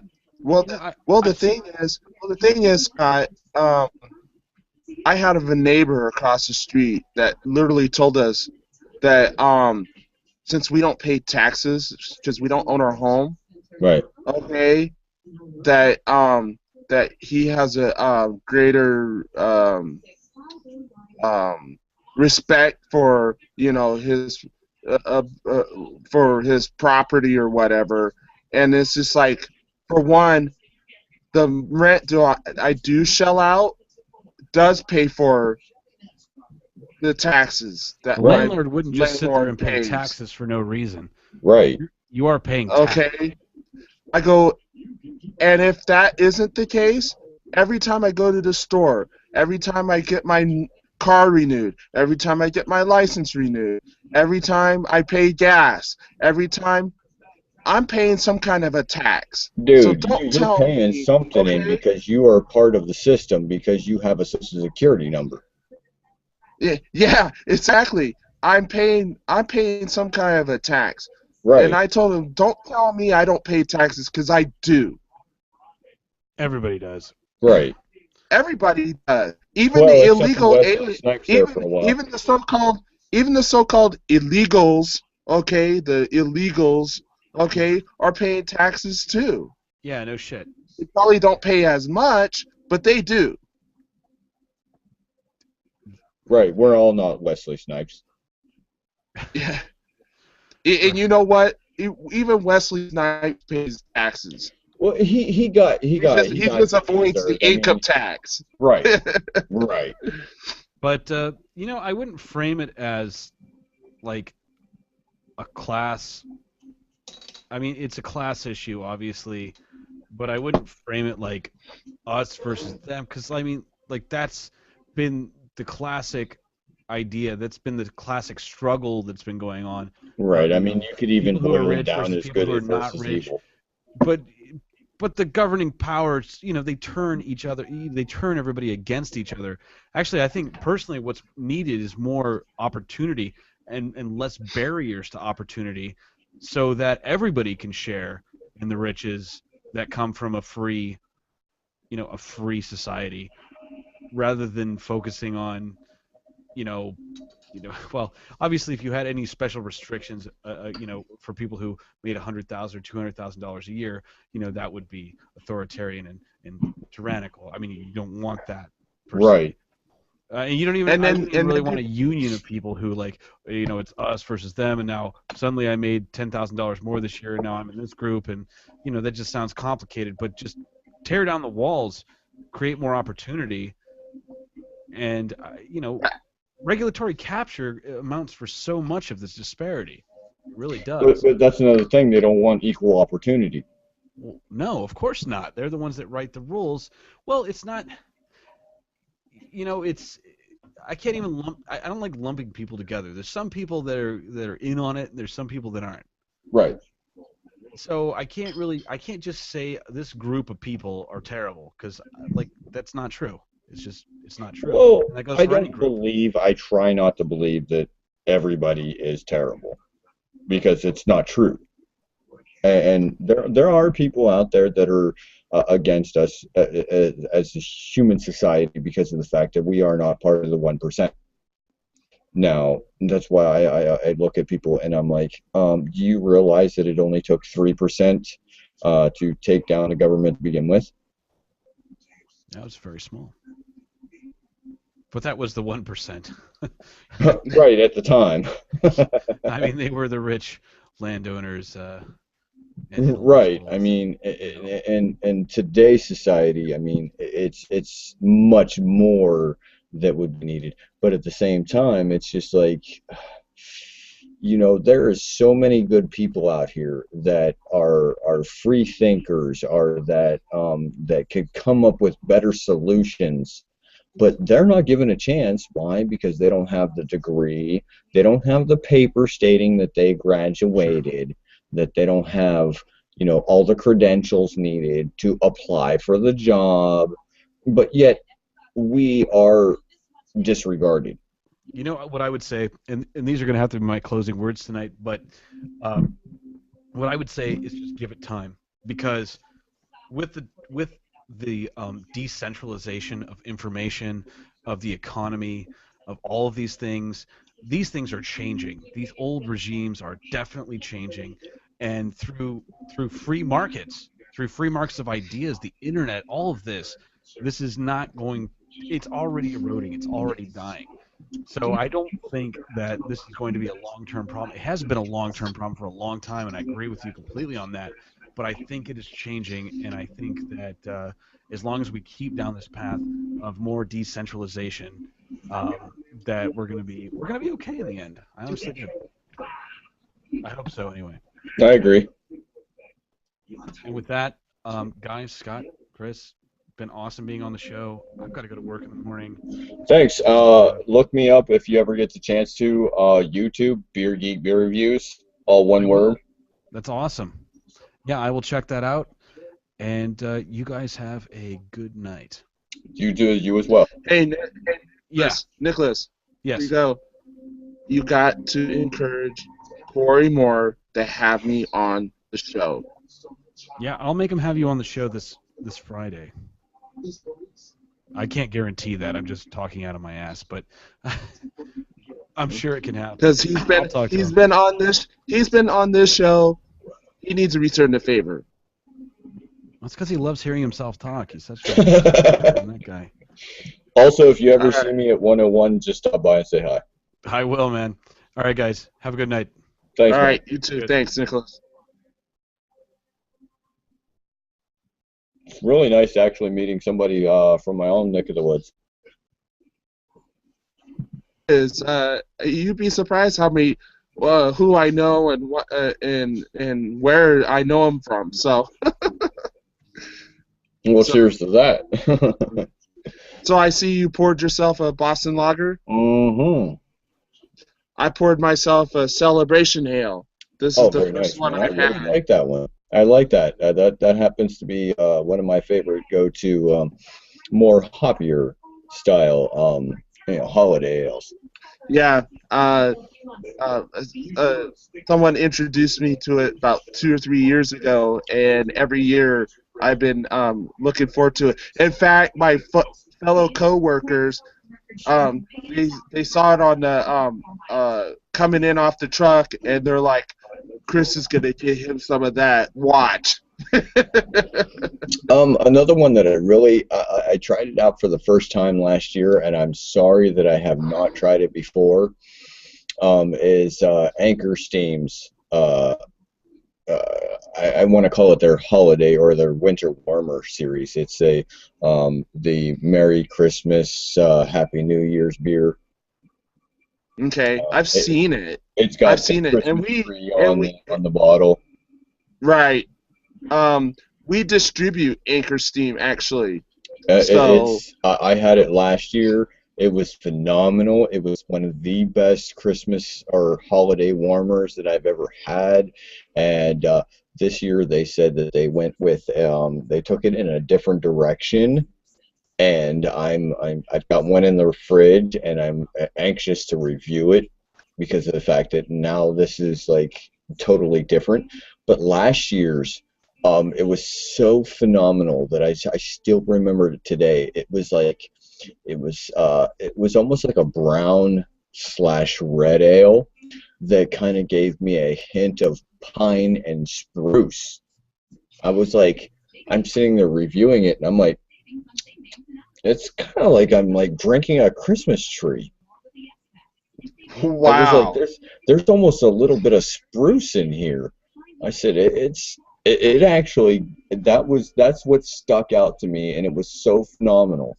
And it was like, I'm so sorry that I have not picked it up and reviewed it prior years. But I damn sure made sure I got it this year. Cool. I'll have to look out for that since we distribute actually the Anchor Steam. If you ever get a chance to, have you ever had their steam beer? Mm-hmm. That I've had the regular stuff. Yeah. Yeah, that's a nice one for a traditional beer. I got to watch a video. Who was it? Brewdog actually brewed with them, and they did a traditional beer in their steam version up on the top of the roof, in their homemade kettle. Right. I remember that episode. Yeah, it was interesting to see that and how they came up with the Anchor Steam beer. I applaud the episodes for Brewdog because it's getting a little bit more informative in some of the traditional brewings, and in their case, untraditional brewing. Right. They did one with Stone. They did it on a moving train. They did one with Jim Cook and Sam Adams, and they did a lobster. They boiled some lobsters that was actually caught out in Massachusetts, and it was done on a boat. And I'm like, Right. I they remember do that one. nice. Yep. It's interesting to see how innovative they are in the brewing industry, but at the same time, it's like I seen the one episode. It was like they took the Declaration of Independence and went to a micro-organic person, and they had millions and millions and billions of Declaration of Independence created. It was like supposed to be one for every person in the United States, and they took it and put it inside their beer, and they were like, "You're not going to get any more patriotic than this beer, because now you're drinking the Declaration of Independence."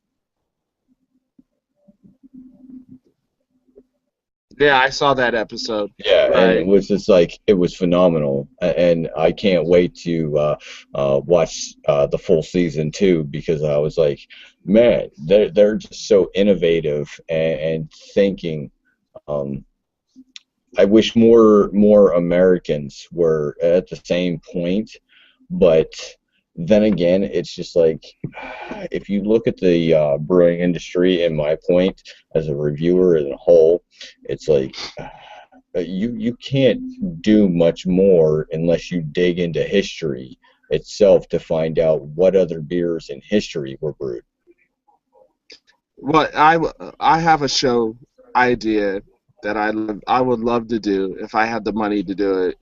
Is pack up an RV, me and my best friends, or one or two other people, okay, and then just go to breweries all across the country.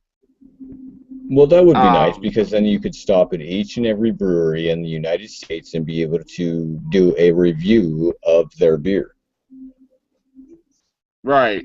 Or just maybe some main ones, Well, I within was sitting that there state. thinking this afternoon. I'm like, I'm the only person in Beer Geek beer reviews.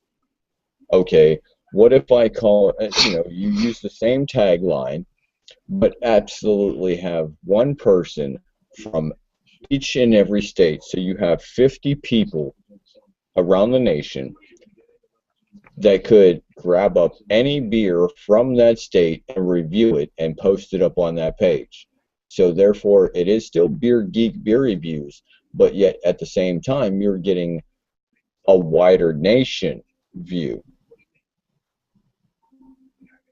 Right.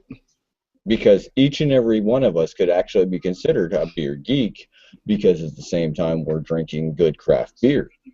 Now, it's like, I'm only reviewing what I can get, as in trades, as in what I can get here in the state. I want to branch it out as a whole and add more people to it, because of the fact that there is so much beer out there that there's no way that I personally can review it in a whole. Yeah. And I want to have people on there that have a knowledge of beer, and people that have a intellectual speaking as in towards beer. I mean, one thing that I've been hearing lately in older reviewers is the younger reviewers, or even some people that are reviewing now, don't give off proper information. They don't look up the style. They don't look up any brewing information. They just say, okay, here's the beer, this is what it's supposed to be, and this is what I'm getting. Taste in a whole is subjective. I understand that. But at the same time, the BJCP information, as in brewing, judging information, what the Brewing Association in a whole comes up with as rules for judging beer, in my opinion, is also subjective because of the fact that there's a history on where the style came from. I mean, if you want to, find that one beer that it's a original, it comes from a overseas, or if it comes from here, like anything that personally comes from Sam Adams Barrel Age series, I would consider to be a original series of barrel aged beers, because they are the first people in the United States and even the world that barrel aged beer. The first beer that was ever barrel aged was actually Triple Bock back in 1992, 93, and then it came out in 94. Before that, it was actually deemed unacceptable to barrel age beer because the government didn't know how to tax it, whether it was a spirit or whether it was a beer. Right.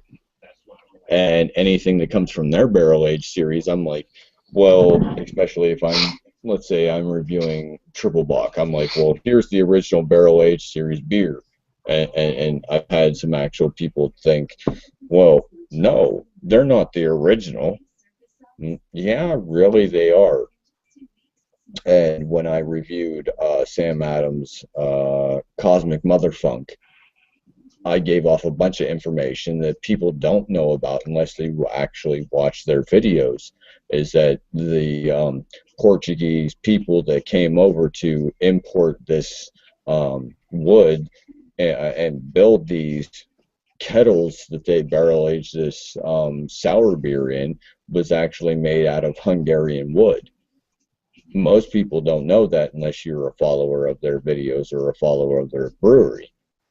And that's what I want to find, is people that are deeply involved in, craft beer companies, whether or not you have your favorite brewery. Like you love the crap out of like any beer that comes from, give your favorite brewery. What brewery is your favorite? What brewery's my favorite, or what do I normally get a lot of my stuff from? What brewery is your favorite?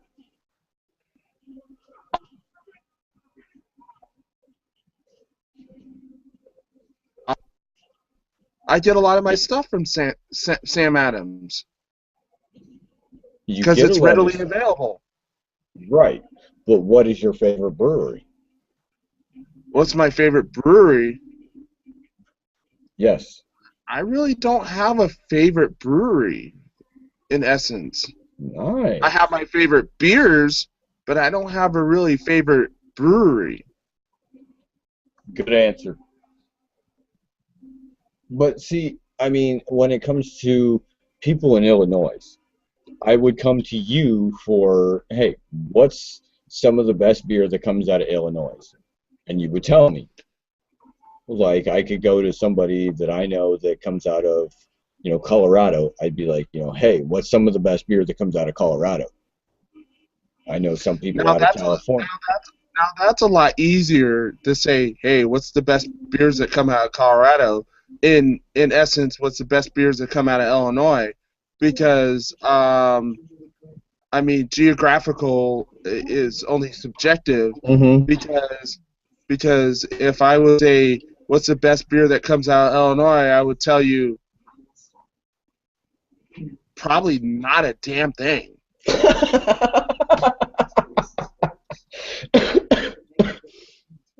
Now, if you Now, if you want to hop over the border into Indiana, okay, then I'll show you Three Floyds. Right.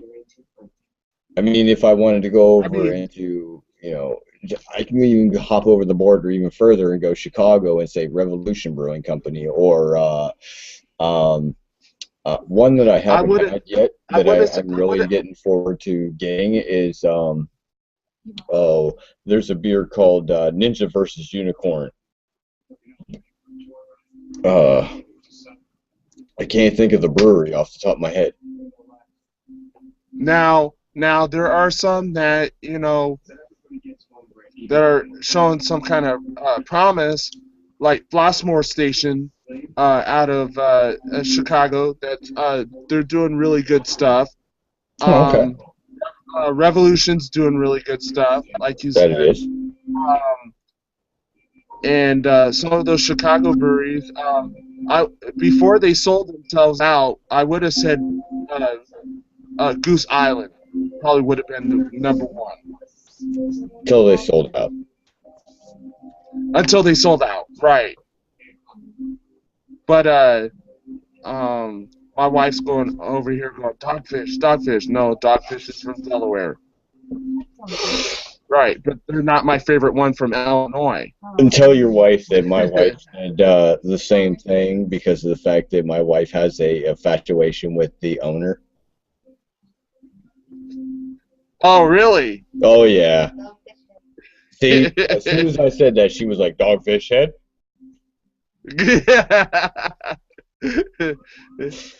Hey, you can't blame anyone who I mean, he does really good extreme brewing. Right. I Okay, mean, Sam I Calagione love does a very that. well and very accepted brewing company. Right, and I love his direction. Okay, I love the fact that he does old school, old world beer. yes, I love his direction, and that's Right, the reason why I'm a big supporter of Dogfish Head, and right. that's the reason why I went ape shit. Okay, when my my company uh got the rights to distribute his stuff here in Springfield and the surrounding areas. Do you got Because what's your cap over there? what do you mean? What's my cap? What's your ABV limit over there? We don't have an ABV limit.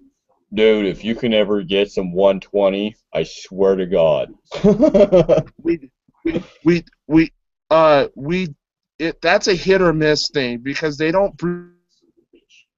It's every season. They only brew it 4 times a year, and it's every season, and it usually sells out so quick that it's It impossible to does sell get. out quick. Once we get the 120, it sells out like that. Yeah. Kind of like a lot of the beers that we get here. Um, what was it? Be on the lookout too. Like He's the Hop Slam from right. Bell's sold out like that. Dogfish Head is about to release their latest addition to Old School. Old School is a barley wine, and it's brewed in, I believe it's like 15 or 16%. Okay, I'll have to look out for that because the Friar Tuck that we've got here, they moved into a bigger and nicer building. Nice. So their craft beer selection, I can already tell you, is going to expand. Nice. There is more room. There's more room for craft beer. Yeah, because if you can ever get a hold of anything that comes from Dogfish Head, like the 120, the Worldwide Stout, and the Old School. Right. Yeah, I'm gonna trade you some good beer, man. The warehouse manager over at Fritz Distributing, he lets me know what's coming in. Because he's all like, I know you're a craft beer specialist, and I just want to let you know what what's coming in. I was like, sweet, and he Now, let me see, know. that's the let me type of know. job that I'm trying to get into. He let me know when the Celebration Ale came in. Yeah, And see, he's that's just like, that's the type of I stuff that I'm walked. trying to get into over here because of the fact that it's like we only got like 2 major distributors in my area, and it's like Okay. one carries Sam's and pretty much everything else, and one carries Right. Dogfish Head, one carries Bell's, one carries blah blah blah blah, and it's like I know the distribution days is it's either Tuesdays or Thursdays over here, so I know Okay. when they're going to be distributed. But at the same time, it's like my bottle shops at the same time get it on like Tuesdays, Wednesdays, or any day that they can actually pick it up. So I'm like, are they actually going to the distribution company and picking it up? Or are they getting it from a third-party system? Well, we've got 5 in our area. There's mine. There's Budweiser's. There's another one that distributes Schlafly. Um, um, and then there's another one that distributes like Founders, Bells, and there's another one that distributes like um,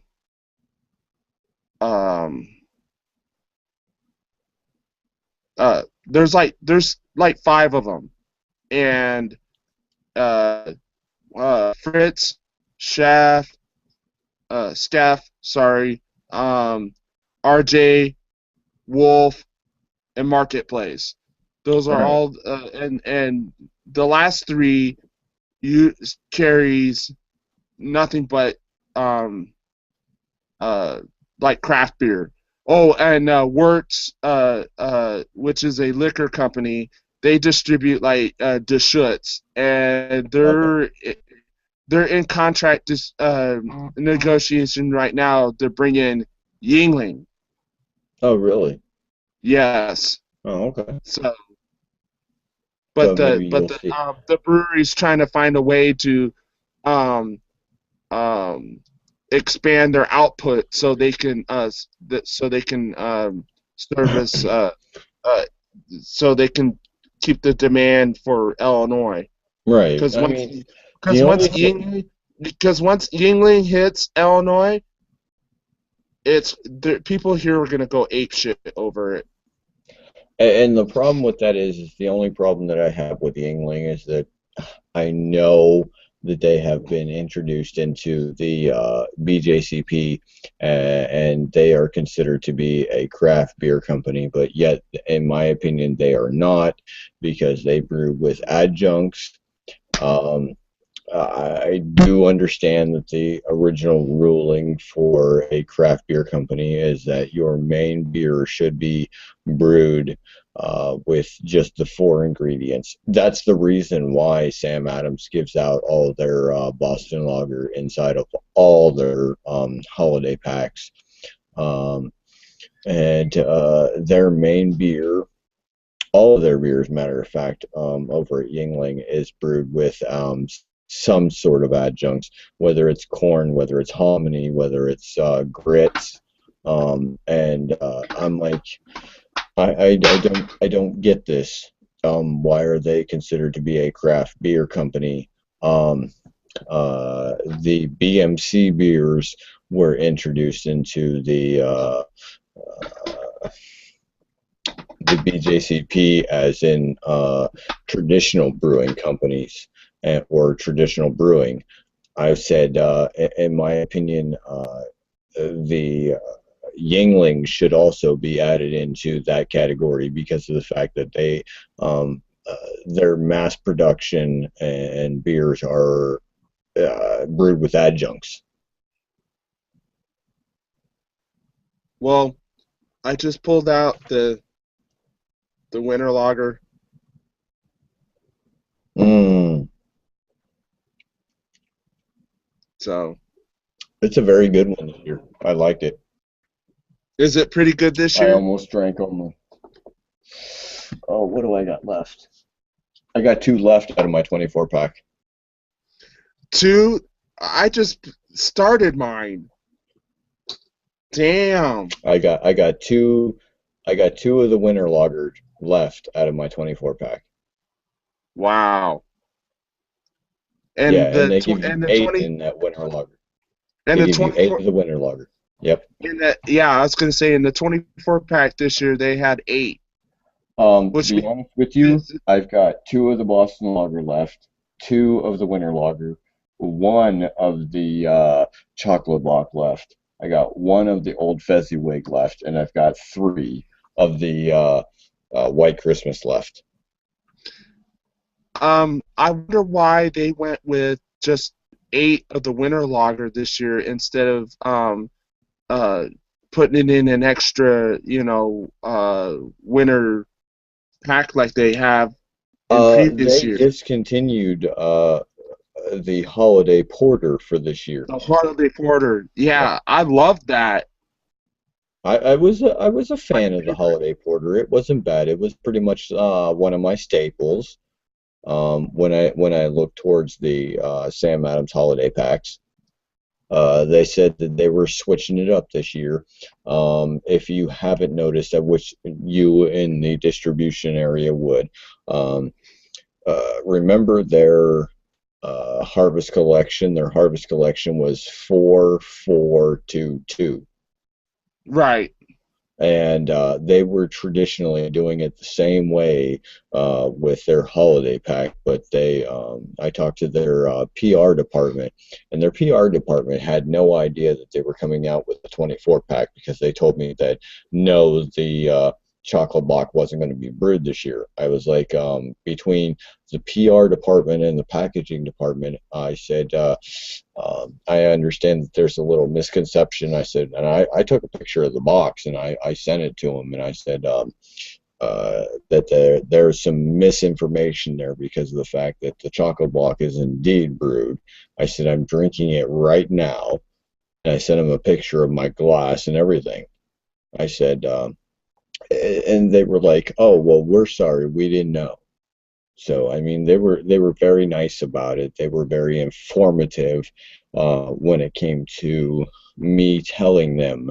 I said, but it's a shame when your customers have to tell you as your PR department what is actually on the shelves and what is actually wrong. Sounds like they need a new PR person. You would be perfect for that job.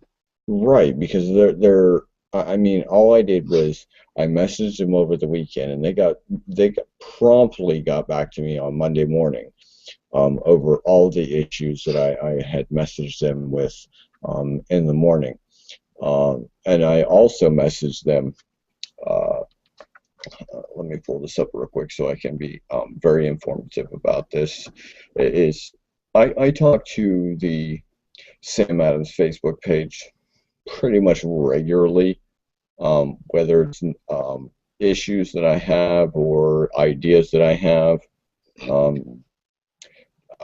I had messaged them about a beer called Black and Gold, and I found out that this beer is only to be distributed in keg form, and it only goes to their hockey team, the Gardens for the hockey team. So if you want the Sam Adams Black and Gold, you would actually have to go to a Bruins home game, and that's the only place that it would be distributed.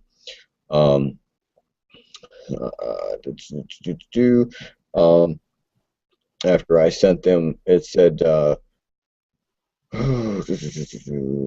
I said, I think there is misinformation between between this department and the packaging department because I had picked up the 24 pack of the winter favorites, which came with the winter lager, the White Christmas, the Old Fezziwig Ale, the Chocolate Block, and the Boston Lager. And it seemed they said. I also said that I seen a keg label for the Black and Gold, and I wanted information about it. They actually sent me information about that. I said I would also like to say that people are messaging me personally about a lot of products and or questions that come to or pertain to your company.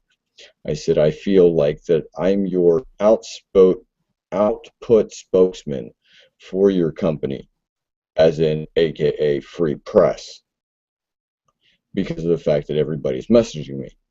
And then again, they commented back, interesting, we may have made a special case for club stores I did not know about. Was there a chocolate box in the pack?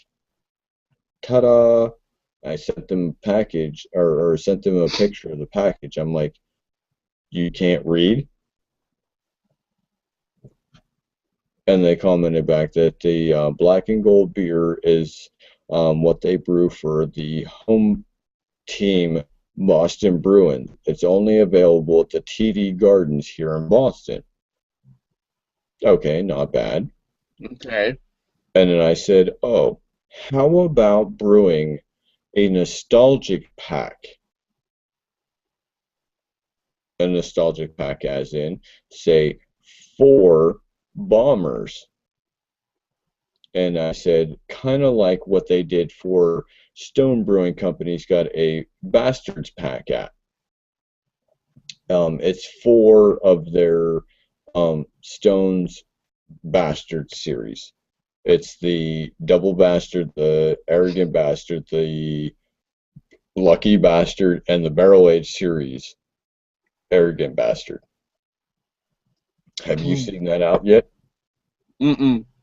Okay, well, this is a 4-pack that costs anywhere between $20 and $28. And it's a 4-pack, and it has all of those Arrogant Bastard series beers in it. I said, what about Sam Adams brewing a nostalgic pack? And I would suggest Black and Brew. I would also suggest the Cranberry Lambic, the Chocolate Bock, and the Old Fezziwig Ale. I said, all of those in Bomber series. I said, 2 for Thanksgiving, 2 for Christmas. And they came back with, hey, that's not a bad idea. So I said, please pass that along to your brewers and your, whoever you are going to pass that on to.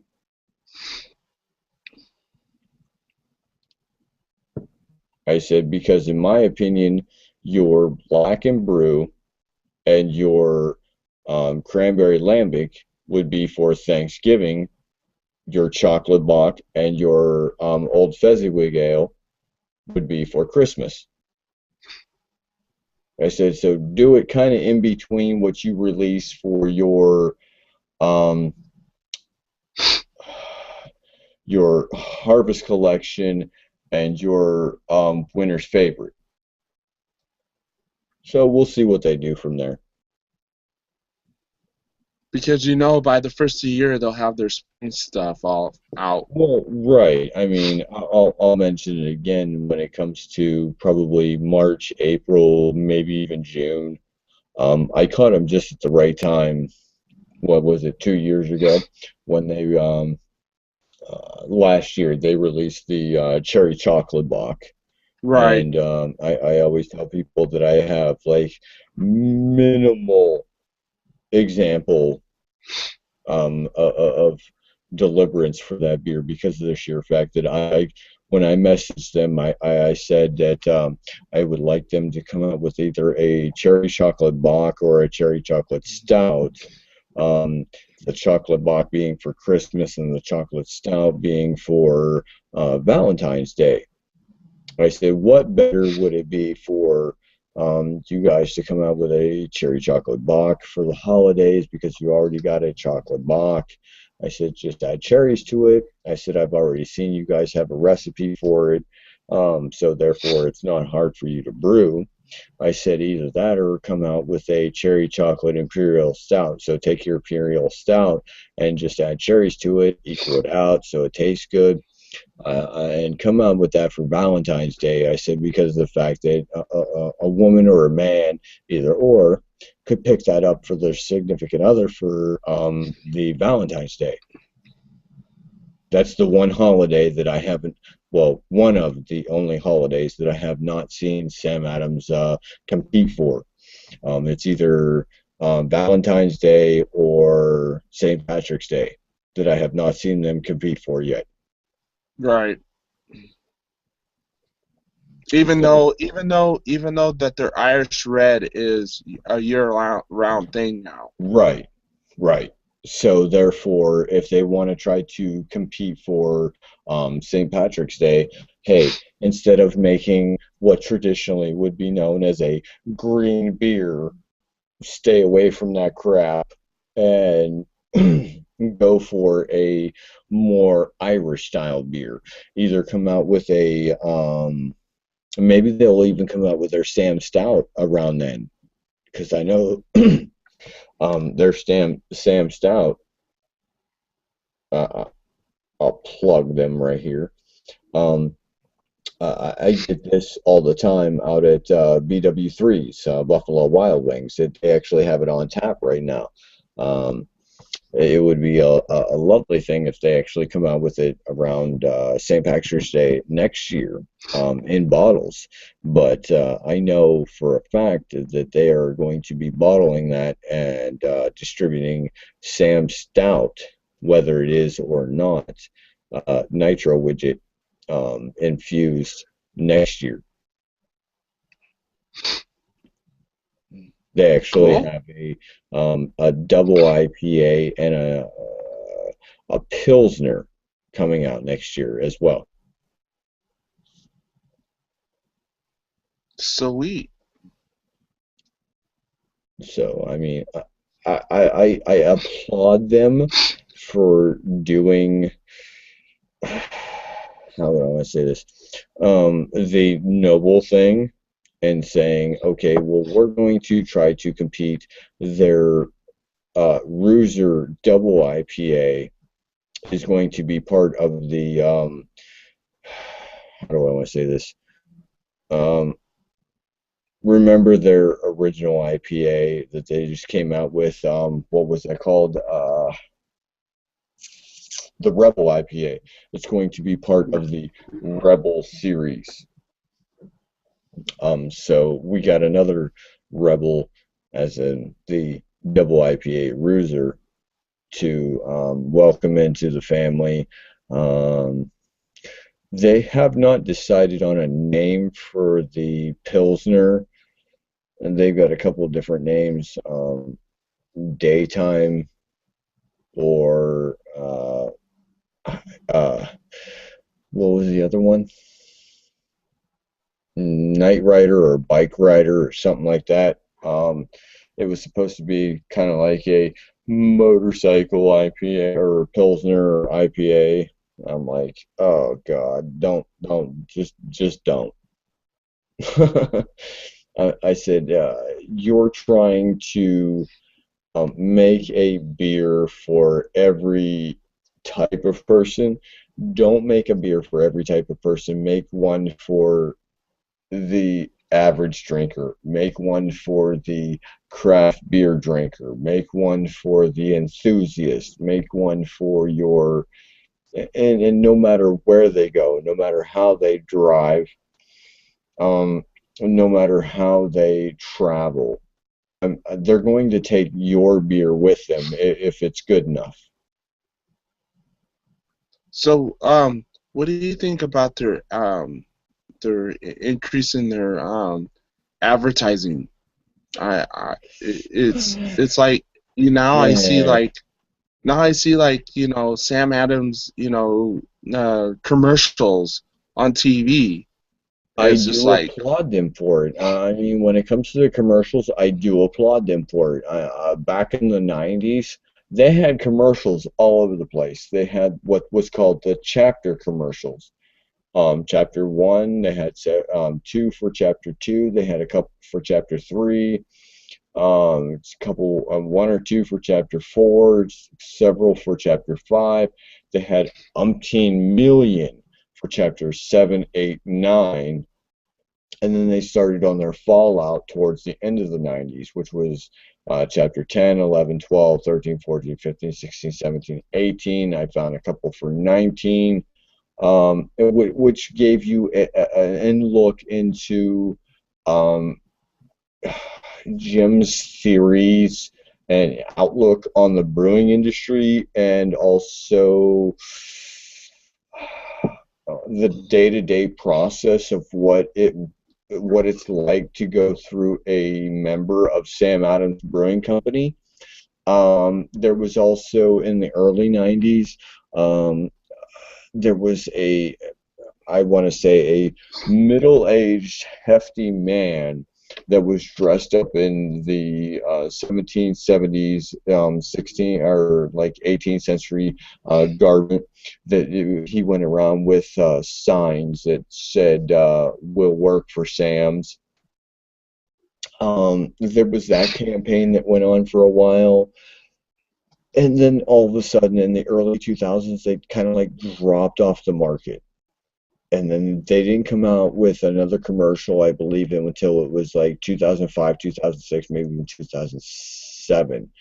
And they had radio ads, but that was just about it. And it was just like, okay, I hear you on the radio, but your song is kind of like, it's known when you hear the song, I can't remember the actual band off the top of my head. Who Do You Love? Everybody that knows Sam's and their Sam Adams commercials, who do you love? And as soon as you hear that, you think Boston Lager. But now they're actually using this famous guy. I call him famous because I listen to a lot of his music, out of I want to say it's Ontario, Canada, but I could be mistaken. Let me open up. Let me go into Facebook. Actually, let me go into YouTube. Because the guy that I listen to, he's actually done other. Excuse me, he hasn't done. He does free press ads, or he posts his music up on. He does. He does free licensing for some of his music. You're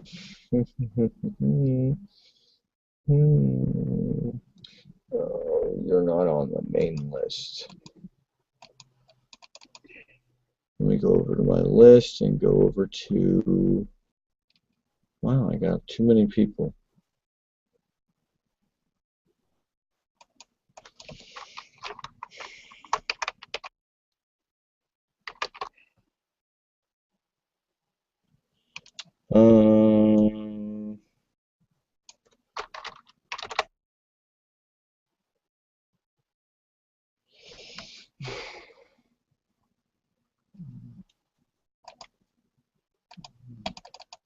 Let me open my subscriptions. Go down.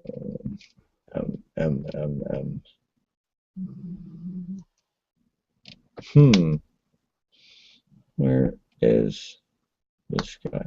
Oh, his name is Tim McMorrison, or Tim McMorris. He does a lot of. I don't want to call it folk music, but at the same time I want to call it like everyday music. I mean, this is the type of guy who did like. You would hear music during the 80s, during the 90s, during the early 2000s, and it's music that has been lost in time. Tim McMorris has done plenty of music, and when you actually hear his music, it's just like you fall in love with it to a certain extent. Like I fell in love with his first big hit was Overwhelmed. Everybody can find it on YouTube. It's had over 2 million hits. And it's just like when you think of that, you're like you're thinking of your significant other, and that would fit generally in your direction because Tim is a African American descent, or he possibly is just Canadian, just a dark-skinned Canadian, um, and he married a white girl. And his song, I don't know if you've ever heard of it. I don't know if you've ever seen it. Um, Let me go over here. Let me go into this. Let me pause this. Let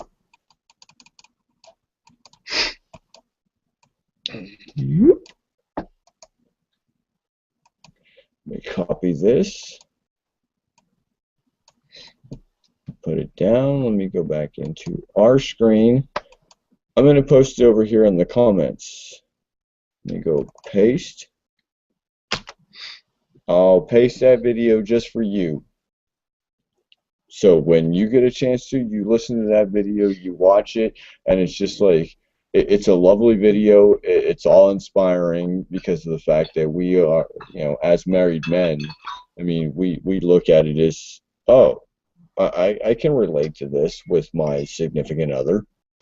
But he's done other videos for Sam's. He's done other videos for product placements for our area because he's just looking for work.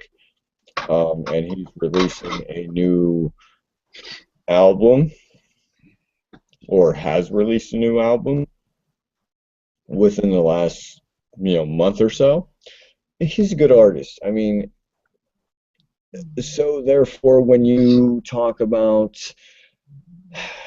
Sam's publication or usage of ad publication, I would say I'm all for it because you don't hear very much information or publication from craft beer industries.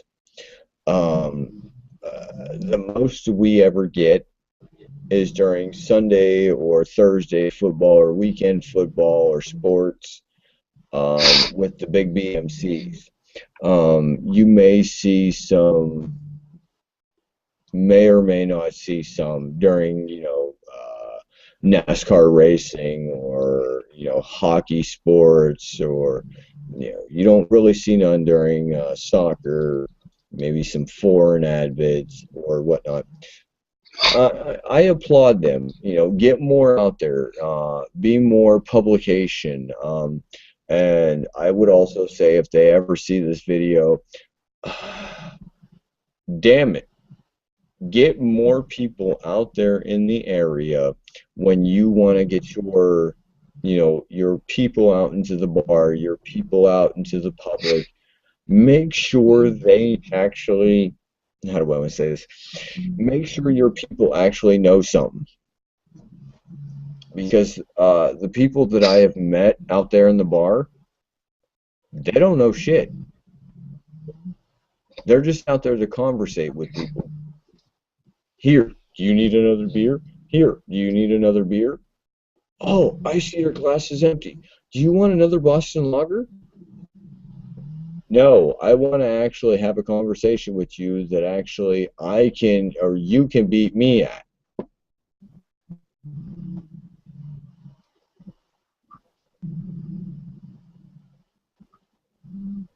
Have you ever experienced that where you know something about a beer and you go to a bar or a personal place where they have their specific distribution or PR people go to, that you want to, you want to talk to them about their distribution, their beer, their products, their, just get some kind of information from them, and you know more than they do.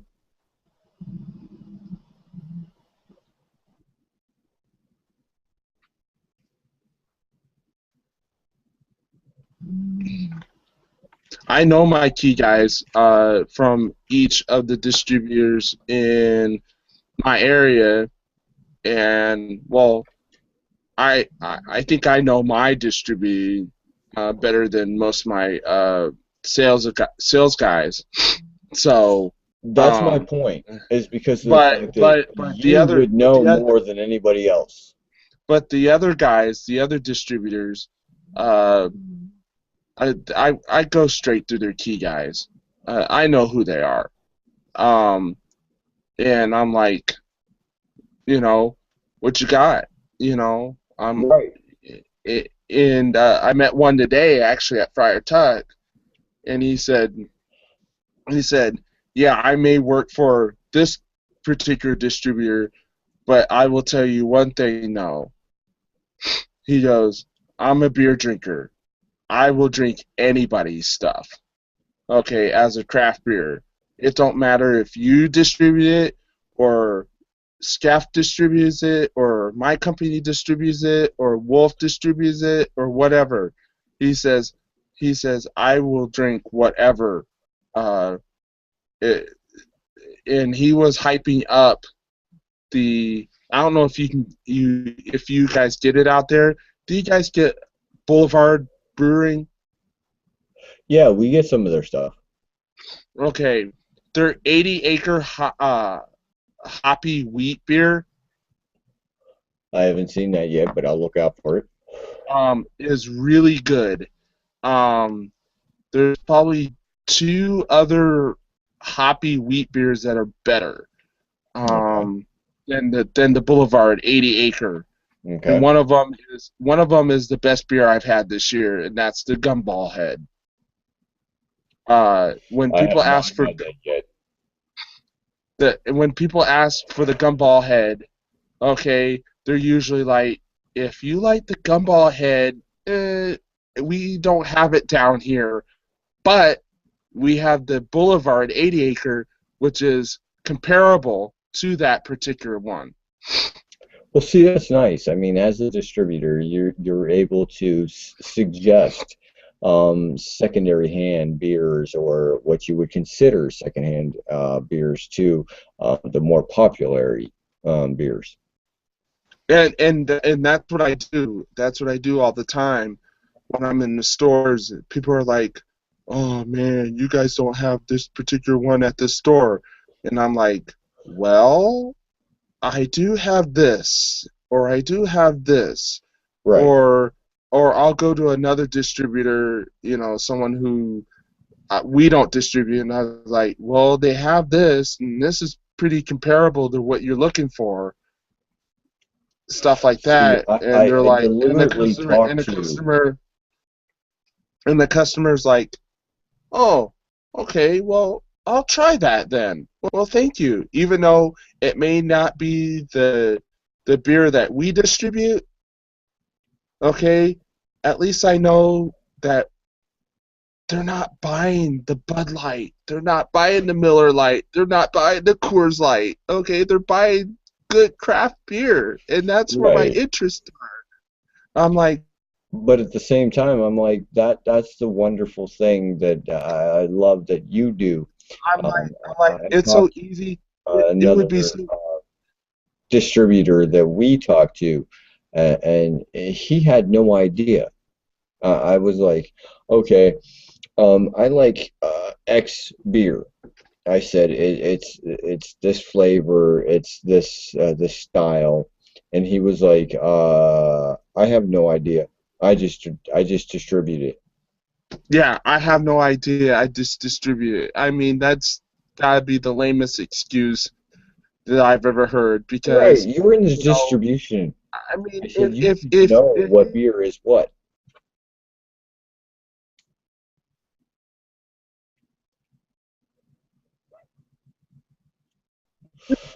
I told him, I know a guy in Illinois that can outcompete you in every area. There are sales guys out there that are just like, yeah, we distribute it. Have you ever had it? Right. No. It's just like, It's just like you've got it as a sales guy. You have to at least try what you distributing at least Right. once. At Right. least once. So And if you don't therefore, if like it, you then are I ever guess in you the don't like it. store, you can help the customer if you're ever in the store. Therefore, if they come up to you and say, I've had so and so beer, can you suggest another beer that would be compromised or complementary to that beer? And you can. But yet, there's so many out there that have no idea because why? It's just a job for them. And if a customer comes up to me and says, "Hey, I know this store doesn't sell this particular one. Do you know where, or in this store where, I can find something complimentary to this?" And if it's not, and I know, like, I'm I got rules that I go by. Like, if I'm at a Hy-Vee or something, they usually carry just about anything and everything. Okay? But if I'm like at a Shop and Save or something, and if I know they don't have that particular beer at that Shop and Save, then I'll tell them, look, I know the Shop and Save up on North Grand has something, or I know the Shop and Save on Dirksen has something, or I know the Shop and Save on Wabash has this particular one. I While I'm in Shop and Save, I don't go and tell them you need to go across the street to Schnucks, okay, and get theirs, okay, because they're at a Shop and Save for a reason, Right. okay. When I'm at a Schnucks, I'll let them know, hey, the Schnucks on the north end and the Schnucks on the west end has it. Right. I never tell them, hey, Walmart's got it. You know what I mean? Because they're at that particular store for a reason. You know Right. what I mean? Right. So, I mean, I, I yeah, it's so easy to say, yeah, Friar Tuck's has it, but there's a reason why they're at that store, okay? So I know that where they can go and look for it, and if I know it's not at any other store, I'm like, I'm sorry. If I'm in a Walmart, okay, because I have such animosity towards Walmart. Okay, let me tell you a story. Lady comes in and says, "I'm looking for oatmeal stout." And I'm like, "You're not gonna find an oatmeal stout at Walmart. I'm letting you know Right. that for damn sure." Okay, and she's like, "Well, where can I find an oatmeal stout?" And I go, "What kind of oatmeal stout are you looking for?"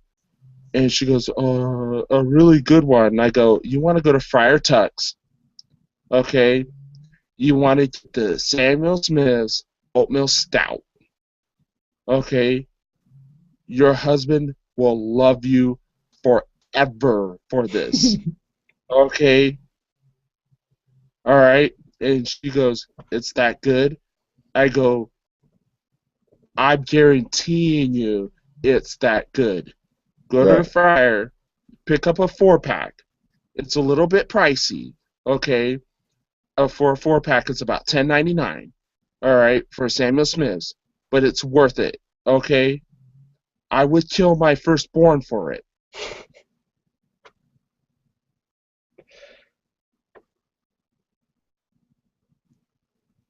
That's what I told her.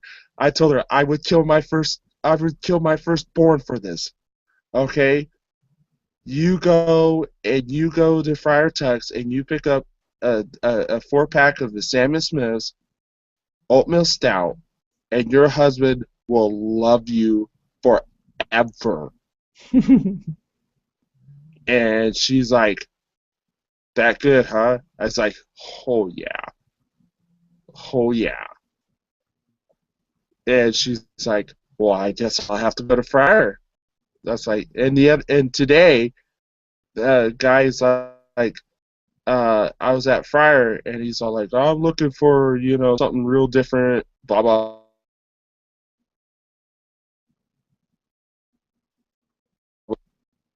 One of the guys from the other distributors like, "Well, you need to have this," and I was like, "No, you need to pick up Boulevard 80 Acre hoppy wheat beer." Okay, it is a really good beer, and I think you'd like it. And if not, you can come back here and kick my ass.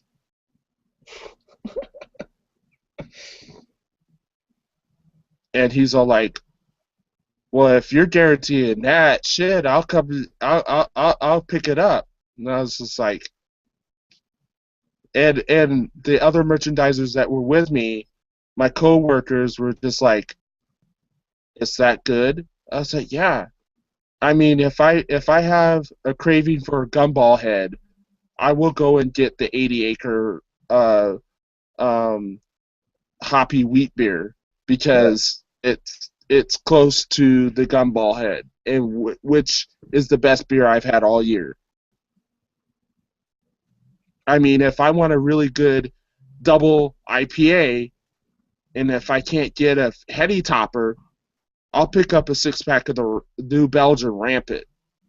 All right. I love it. So, I mean, even beer snobs like me, okay, and you, come up with alternatives or complementary beers, in times where we can't get what we absolutely want. Right. And we make our suggestions. We have our backups. Yeah, we have our backups. I mean, they're not the beer du jour or whatever or what we want. Okay, but right at the same time, I mean, you know, with the distribution the way it is, sometimes you're gonna have to. To tell you the truth, I can come up with 3 different complimentary beers for every beer, okay, that someone suggests. Right. I mean, even with the starter beers, people who are just like, oh, I've been drinking old meal for, for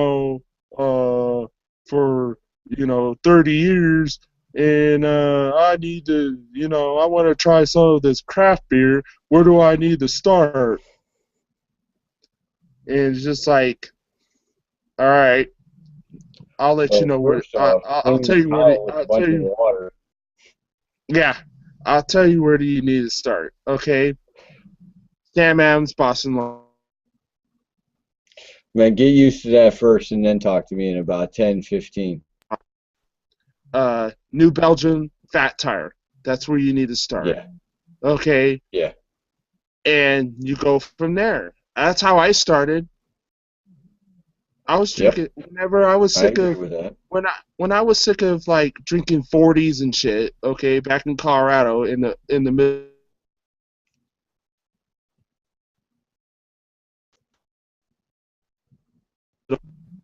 That's what our choice was. We pick up a 12-pack of Fat Tire. There you go. We'd be like, hey, you want to pick up some Fat Tire? Yeah, let's go pick up some Fat Tire. Okay, because that was the only alternative at the time. Okay, in Colorado, But now I've got like plenty of alternatives. So many. So many. It's just like you're like, yeah, I'm craving a gumball head. I can't get gumball head. Okay, well, we'll get this. Easy enough. Oh, I'm craving this. That's kind of like what I like about the brewing industry is because there's so many options out there. It's like if you can't get X breweries wheat hoppy wheat, or if you can't get their specific stout, or if you can't get their double IPA, there's always somebody out there that always makes an equivalent. Right. And that's what I do. And people are just like, where do you come up with all this knowledge? It's like I do a lot of research. Right. You try everybody else's product. And I listen to other people. I mean, right. I can't tell you. I've I listen to like maybe 3 or 4 other beer reviewers that I think are really good beer reviewers on the internet. Okay, I listen to you. Obviously, you're on my show. Okay, I listen to Dave. I like Dave. He's funny. Yeah, I've tried to get him on here too. Dave Coulter, he is hilarious. All right. He may come up. He when I first started listening to him, watching his videos, I thought he was like one of those like snooty tooty type beer review kind of guys. But as I got to watch more of his videos, it's just who he is, basically. Right. Okay, so he doesn't come off. He doesn't. To me, he doesn't come off like the hoity-toity, snooty-tooty beer snob kind of. I watch Greg from Greg Beer Reviews, Greg Puckett, and then Joe D. Right. He's a fellow African American, and he likes craft beer too. Right. So those 4 guys, and I think there's maybe 1 or 2 other people that I watch, but that I highly prefer. Okay. For what's out there or whatnot, because you can get stuff that I can't. I can get stuff you can't. Check out Beer King. Okay. I don't think he's African American. I think he's more Hispanic. Okay. Maybe a little African American in him, but he does more. How do I want to say this? He does beer reviews, but he also does music videos. He also does car reviews, like more of the West Coast style stuff. Right. But I found his beer reviews. I actually like them. I think that they're pretty informative, but at the same time pretty hilarious because of the fact that he's like more of that California West Coast gangster style kind of like atmosphere. Right. And it's kind of funny to see him do his videos. I mean, it's really he's probably the type that'd be like, yeah, I drank St. Ides, but shit, he's got some hardcore West Coast rap playing in the background. He's like, "What up, dude?" He was like, "I'm checking out this beer from like Sierra Nevada. I've never had this before, homie." And he pours it in the glass, and he's going on and on about it. And he's like, "Man, this is a good fucking beer, man." And so I find his videos more rather humorous than informational. But I mean, as a first time beer reviewer, yeah, get into that. Look at his reviews, and then start checking out somebody else, because I mean, you're going to go from that big flamboyant kind of review to somebody who's actually going to give you some kind of informative information. And that's what it really comes down to, though, is information. That is the new, like, the new money making thing is like information. Okay, Right. People will pay for information. I've also I have a close knit family on Honest Craft Beer Reviews. I'd like to give them a shout out. John Starodumsky, which has over 2,000 written reviews. He does some video reviews, but he's known as the brew guru. He does a couple video reviews. The Honest Craft Beer community on Facebook is also getting ready to do a video review on pumpkin beers. We all have ours, the people that are doing it.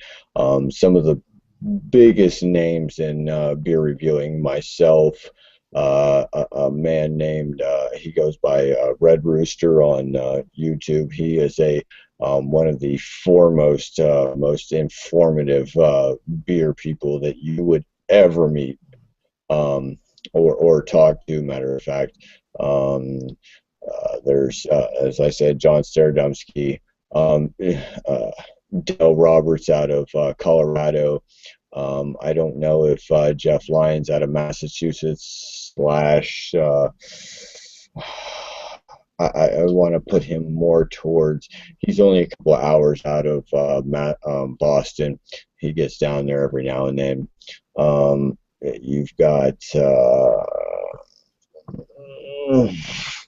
Oh, most of my friends, or the people who I claim to know, that I have on I know that, the other day, customer walks up and he goes, well, and he's just looking and looking, and I have my other coworker with me, one of my other coworkers, helping me out, because I'm not the greatest in stock and shit. I'm more the information type guy. Right. Okay, so the guy's like, I was like, is there something I can help you find? And he's all like, yeah, I'm looking for this particular one. And I was like, oh, well, this store doesn't carry it. And he goes, well, I really don't want to go to another store. So I was just like, okay, well, this is comparable to this one. And my coworker's like, we don't even carry half of that one. Half of what you just suggested. Right. And I was just like, the guy asked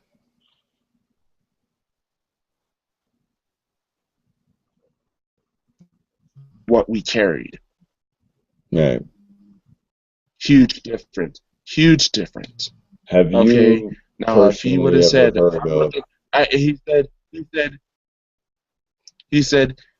I said, had he been looking for Milwaukee's best ice or something? Wow. Okay, that's different. Okay. Right. There isn't much comparable to that. All right. But he asked. I go, yes. Half of the stuff that I did suggest, we don't carry. Okay, but all right, I'm not in it. Okay, I'm not in it to make our distributors' pockets fat. I'm in it to make the craft beer industry grow. Right. Okay, that's the bigger picture. Okay, that's the bigger picture to me. Okay, because the bigger it grows, the more likely we are going to carry more of craft beer in the future. Now, I have to ask, have you ever heard of the Beer Whisperer? You have mentioned him.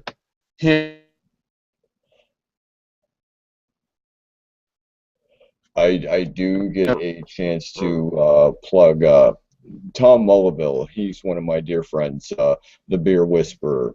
You can find him on YouTube as well. I think he is another one.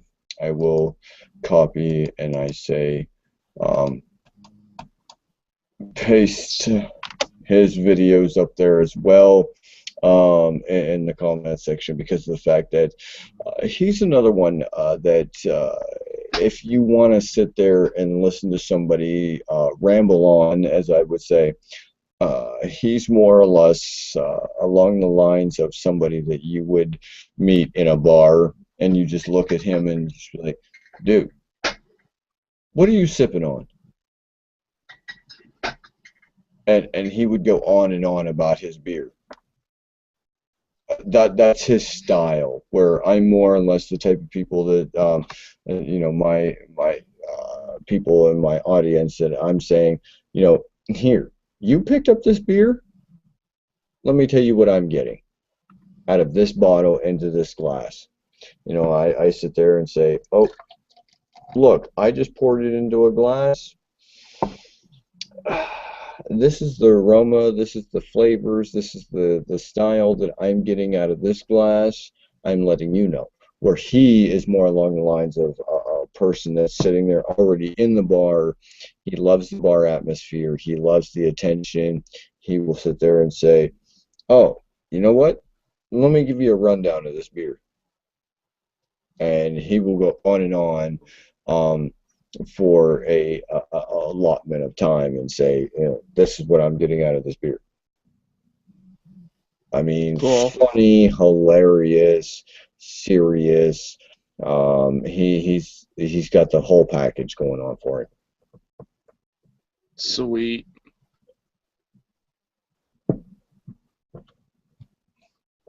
He's more.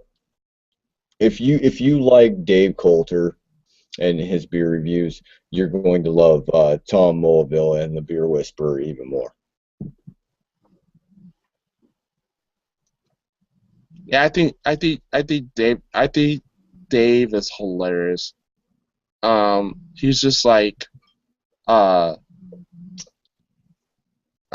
like I said before, you know, I thought he was like one of those hoity-toity, you know, kind of, you know, beer snob, you Right. know, type guy, but you know, that's just who he is. Right. Basically, what it comes down to, you know, I mean, you know, I'm not saying that, you know, all beer snobs are just like, you know, hoity-toity, you know, kind of guys, because look, I make $10 a fucking hour, you know, and Right. I still drink good craft beer, you know, and and and you know, and people who know me are just like, oh yeah, you like that craft beer, you know. Right. I It's talk just to like people all the it's just time, like even at it's work. like I'm just like, you know what, dude?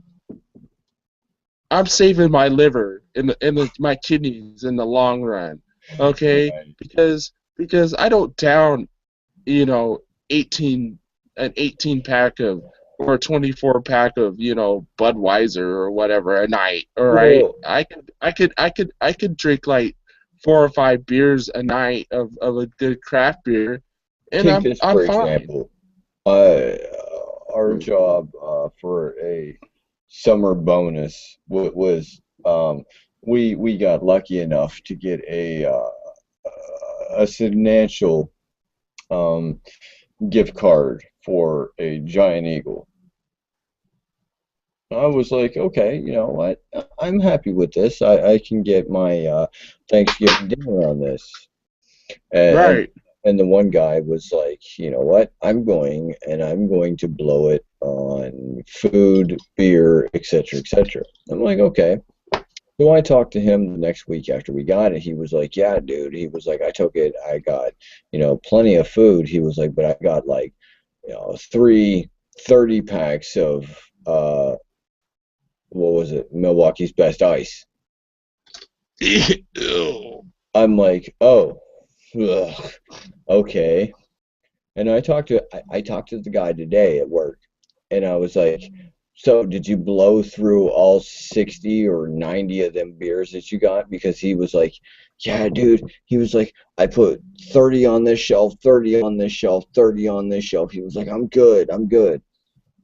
I'm like, okay, so did you blow through all those yet? He was like, I got one left. I'm like, so you blew through 90 of them beers, 30, 60, 90 in less than a week. Yeah. I'm like, I feel sorry for you. Man. He blew through 90 of them beers in a week. And he's younger than I am. Well, that's how they are, man. I mean, when we were younger, we had our youthful indiscretions. All right. Yeah, I gotta say my youthful indiscretion was Alizé and Oh, Old English. Yeah. Uh, Yeah, and dude. There I, was I, there I was knew I plenty knew of I knew a lot nights. of I knew back in the day a lot of brothers. I grew up in Denver, okay, and a lot of brothers we be drinking the 40 ounces or Mm-hmm. whatever, and a lot of us would drink like the OE. We'd be rocking the OE. I had that once, and I just about puked. Okay, I was just like, no more. So I was like, but my homies would be like, yo, man, I'm gonna rock the OE, and I was like, shit, I'm gonna spend 20 cents more and rock the.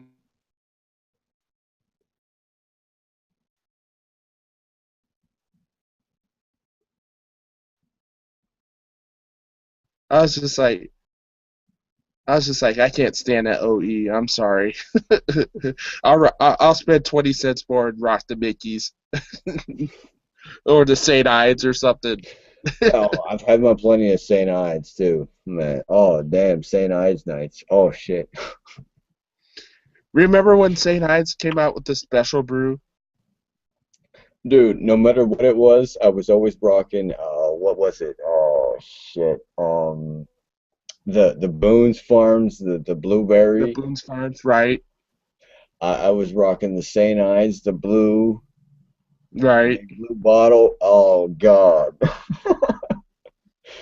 I I was mean, rocking the oldie. I was rocking the the tall boys of the Red Bull, right. the Mad Dog. Mad Dog, yep. Oh God, damn. Oh, I mean, I wasn't rocking the OE, but I was rocking like the Mickey's, St. Ides, the Hurricane, yep, the King Cobra, the yep. Schlitz, the High Life, um, Matter of fact, the last 40 that I ever had was one of the King Cobras. It was like 3 years ago. yeah, um, uh, oh, there were others too. I lived out in Pennsylvania for a while, and there was this one called Country Club. It was a 40 ounce Duh. called Country Club, and it was just like it was like the same style as it was the same kind of style of like the MGD, Ugh. okay, and it was like a buck a 40, and it was like But see, cheap as that's the fuck. point. I mean, they wanted to make it affordable for the. I don't want to generally consider it African American, but at the same time, it was like that's all that was buying it, so therefore that's what they generally put it towards. And it was Right, like it's not just your African American, it's your generally populated poor folk. And it was like, when I was younger and I started on the whole, the poor it's people. not Right, color, it's not race, it's poverty. People right, looked at and me in a different sense. It was like, oh, this is a white kid, and and he's drinking Old English. Why are you drinking Old English? It's because of the fact that this is the only goddamn thing that I can afford right now. It's like, it's like right now with the whole Steel Reserve. oh Okay, God. Steel Reserve is like I seen like poor white folks drink it. Ugh, Okay, and I seen poor black folks drink it too. right, Okay, it was just like hey, I mean we distribute it. I got to keep it on the shelf and shit. right, right. You know, I mean It's your job. It's not like you it's have a my choice of job. what sticking on I the just like shelf. I feel bad, but someone's got to drink it. Right. And when I was younger, and I was just like, I saw a white boy drink OE, and I was just like, dude, what are you drinking OE for? That's for black folks. And Right. he's like, that's all I can afford. I was just like, you can't spend 20 cents more and get a Mickey's, and he's like, nah, man, I'm just gonna rock the OE for the night. I was like, all right, Right. that's cool. And I respected that. You know what I'm Right. saying? And and a lot of it in the 90s when rappers started getting like deals with liquor companies and stuff. Right. They'd be like, hey man, we'll pay you $10,000 if you just say just mention us in your rhyme. Right. You know I what I'm mean, saying? how many times did you ever hear Snoop or Tupac or Dre or even who can I mention? Uh, oh shit, LL Cool J or somebody like that during the early '90s mention Old English, mention No, Boone Farms, mention Old English or St. Ides or Mickey's. right, Because right. just remember House of Pain. Oh yeah, And remember their album cover was almost like the the label for like Mickey's. right. Their album cover was just almost like looking at a Mickey's bottle. But that's what Okay, I said. You know, it's like general population is not general population. General population has no idea what the hell we're doing down here because of the sheer fact that we're so far underground where general population doesn't even recognize us. And it's like we as a society, we as people have to step it up and say, okay, we're here. This is how it's going to be. And if you don't like it, move the freaking hell out of our way. Even like with what you guys do in feeding the homeless, you know, feeding people in general is what humanity does. And if they don't like it, I'm sorry for, you know, going all out of the way and cussing and everything. Fuck you people. You know, we're going to feed the homeless. If you don't like it, piss off. you know what? I kind of see it this way. We're providing a service. Right, Okay, if we're gonna feed the fucking homeless, we're gonna feed them. All right, right. Obviously, you're not doing your job. Okay, with the right. stolen tax money that you've taken out of my ass. Okay, out of Exactly. my paycheck to feed my own kids. Okay, so I might as well spend That whatever right I've there got that right and there help touched others. my heart because of the fact that, you know, they're taking money away from us from feeding our own families, and yet they're going to bitch and gripe because we're feeding somebody else's. It's called Exactly. it's called piss off. Fuck you.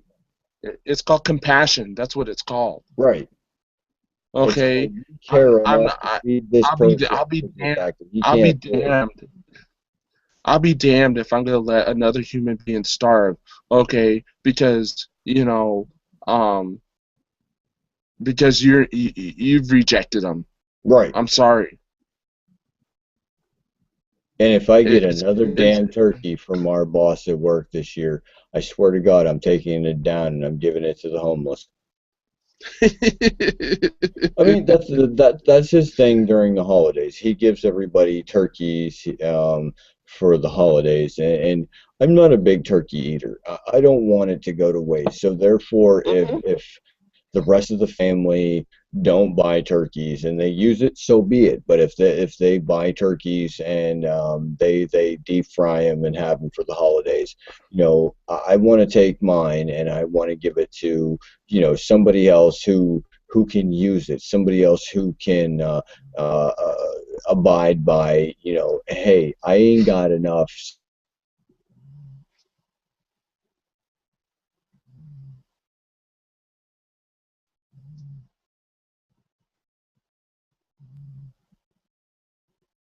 to be used. I want it to be accepted. I want it to be, you know, valued for what it is.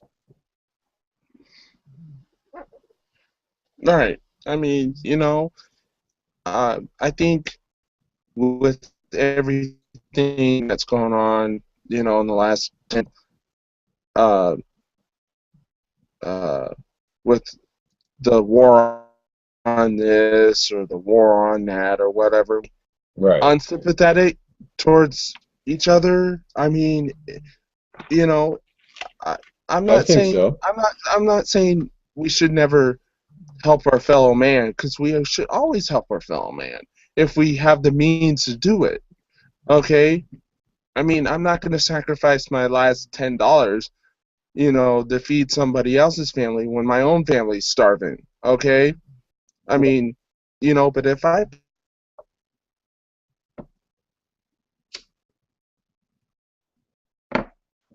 But at the same time, if you right, got a little bit to spare, man, help that dude out.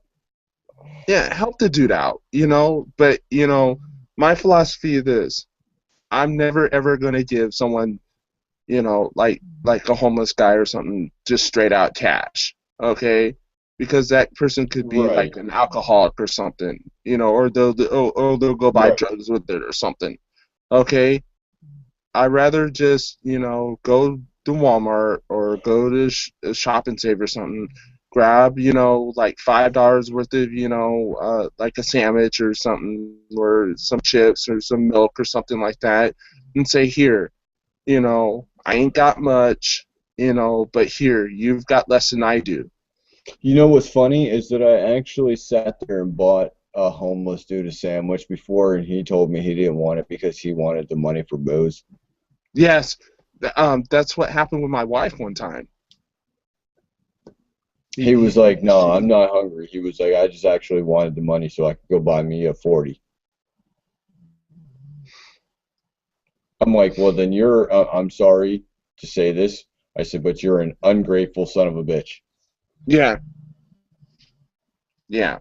If someone hands you the food, you know, well, for one, if you're just looking for like booze or whatnot, don't go around with a sign that says homeless, I'm hungry.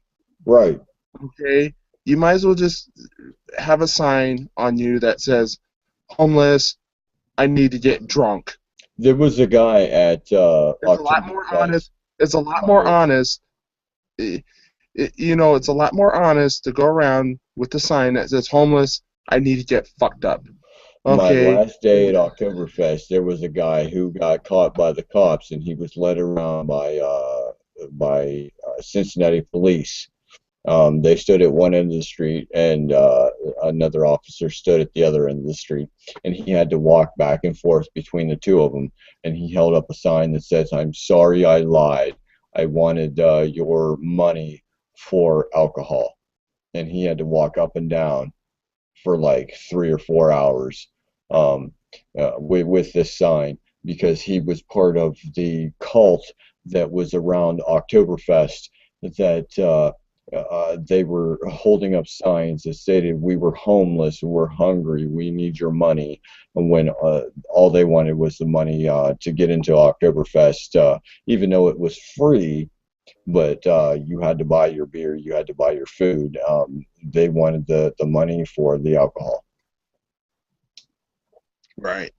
And I'm not saying that all people who are that stand on corners, with the sign that says homeless or abandoned or whatever, I'm hungry, Right, are all scammers. right, They're not. They're just, they're looking for, some of the, temporary help them out. yeah. Some of them are just there looking for some kind of compassion. Right. And I have no problem with that. But if you're just going to reject what I give you, okay, you're begging. And, there's a term around my house that says beggars can't be choosers. Right. I use that a lot with my kids. We use a lot around here, believe me. Beggars cannot be choosers. Right. I had an argument with my son even this evening. He wouldn't eat his ravioli. He wanted cookies, and he was like, "Well, can we bake them cookies? Can we bake them cookies?" I said, "Yeah, as soon as you're done." He was like, "Well, I'm full." I said, dude, you only ate like 3 bites out of those. I said, beggars can't be choosers. I said, you're gonna eat that. You're gonna eat the food that was put in front of you before you get the dessert. Right. Exactly. I mean, yeah.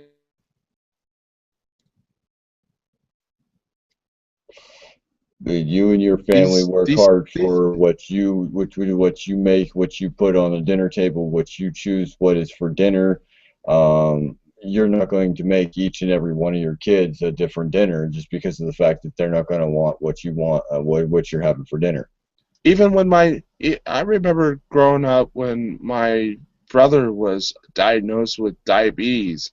Okay, Right, we weren't going. My mom's just like, well, I guess we're just gonna eat whatever we can get what your brother's eats because I'm right, not making two different meals, right, and it was just fine.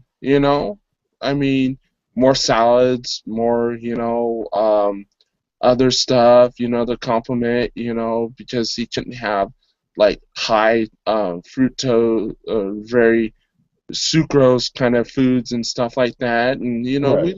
we learned to we learned to adjust, okay, our diet. And to tell you the truth, I think I lost a little weight by adjusting to his diet. You know what I'm Right. saying?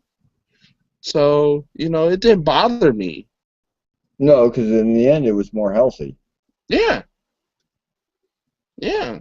So, sometimes you just have to adjust. Well, unfortunately, I think I'm gonna get up out of here and meet the woman in the bed, get to sleep. Yeah, me too. I gotta head up early. I'm on an 8 day straight. Yeah, because um, coworker took 3 days off so he can buy a copy of the Call of Duty so he can play it for Oh, there three it is. days. There it is. And to be honest with you, that game is full of crap. But anyway, yeah, man, it was nice getting to hang out with you and having online chat and talking about beer and bullshit. That's what the show's about: beer and bullshit. Right. And that's what we all need in a final closing. Is that's all what we need. It's like, hey, common craft beer drinkers should be able to get together, talk about not only what beers they're having, what beers they've had, and the week that we have had so far, or what they're looking forward to, and just sit back, drink, and have a wonderful conversation. Exactly. All right, All man. right. Well, you It's have a been good a great one, time. and I will see you soon. Yeah, man. Let me know when the next chat is, and have a great rest of your evening. Uh, 2 weeks from today. All right. All right. Talk to you later. Peace. Pros.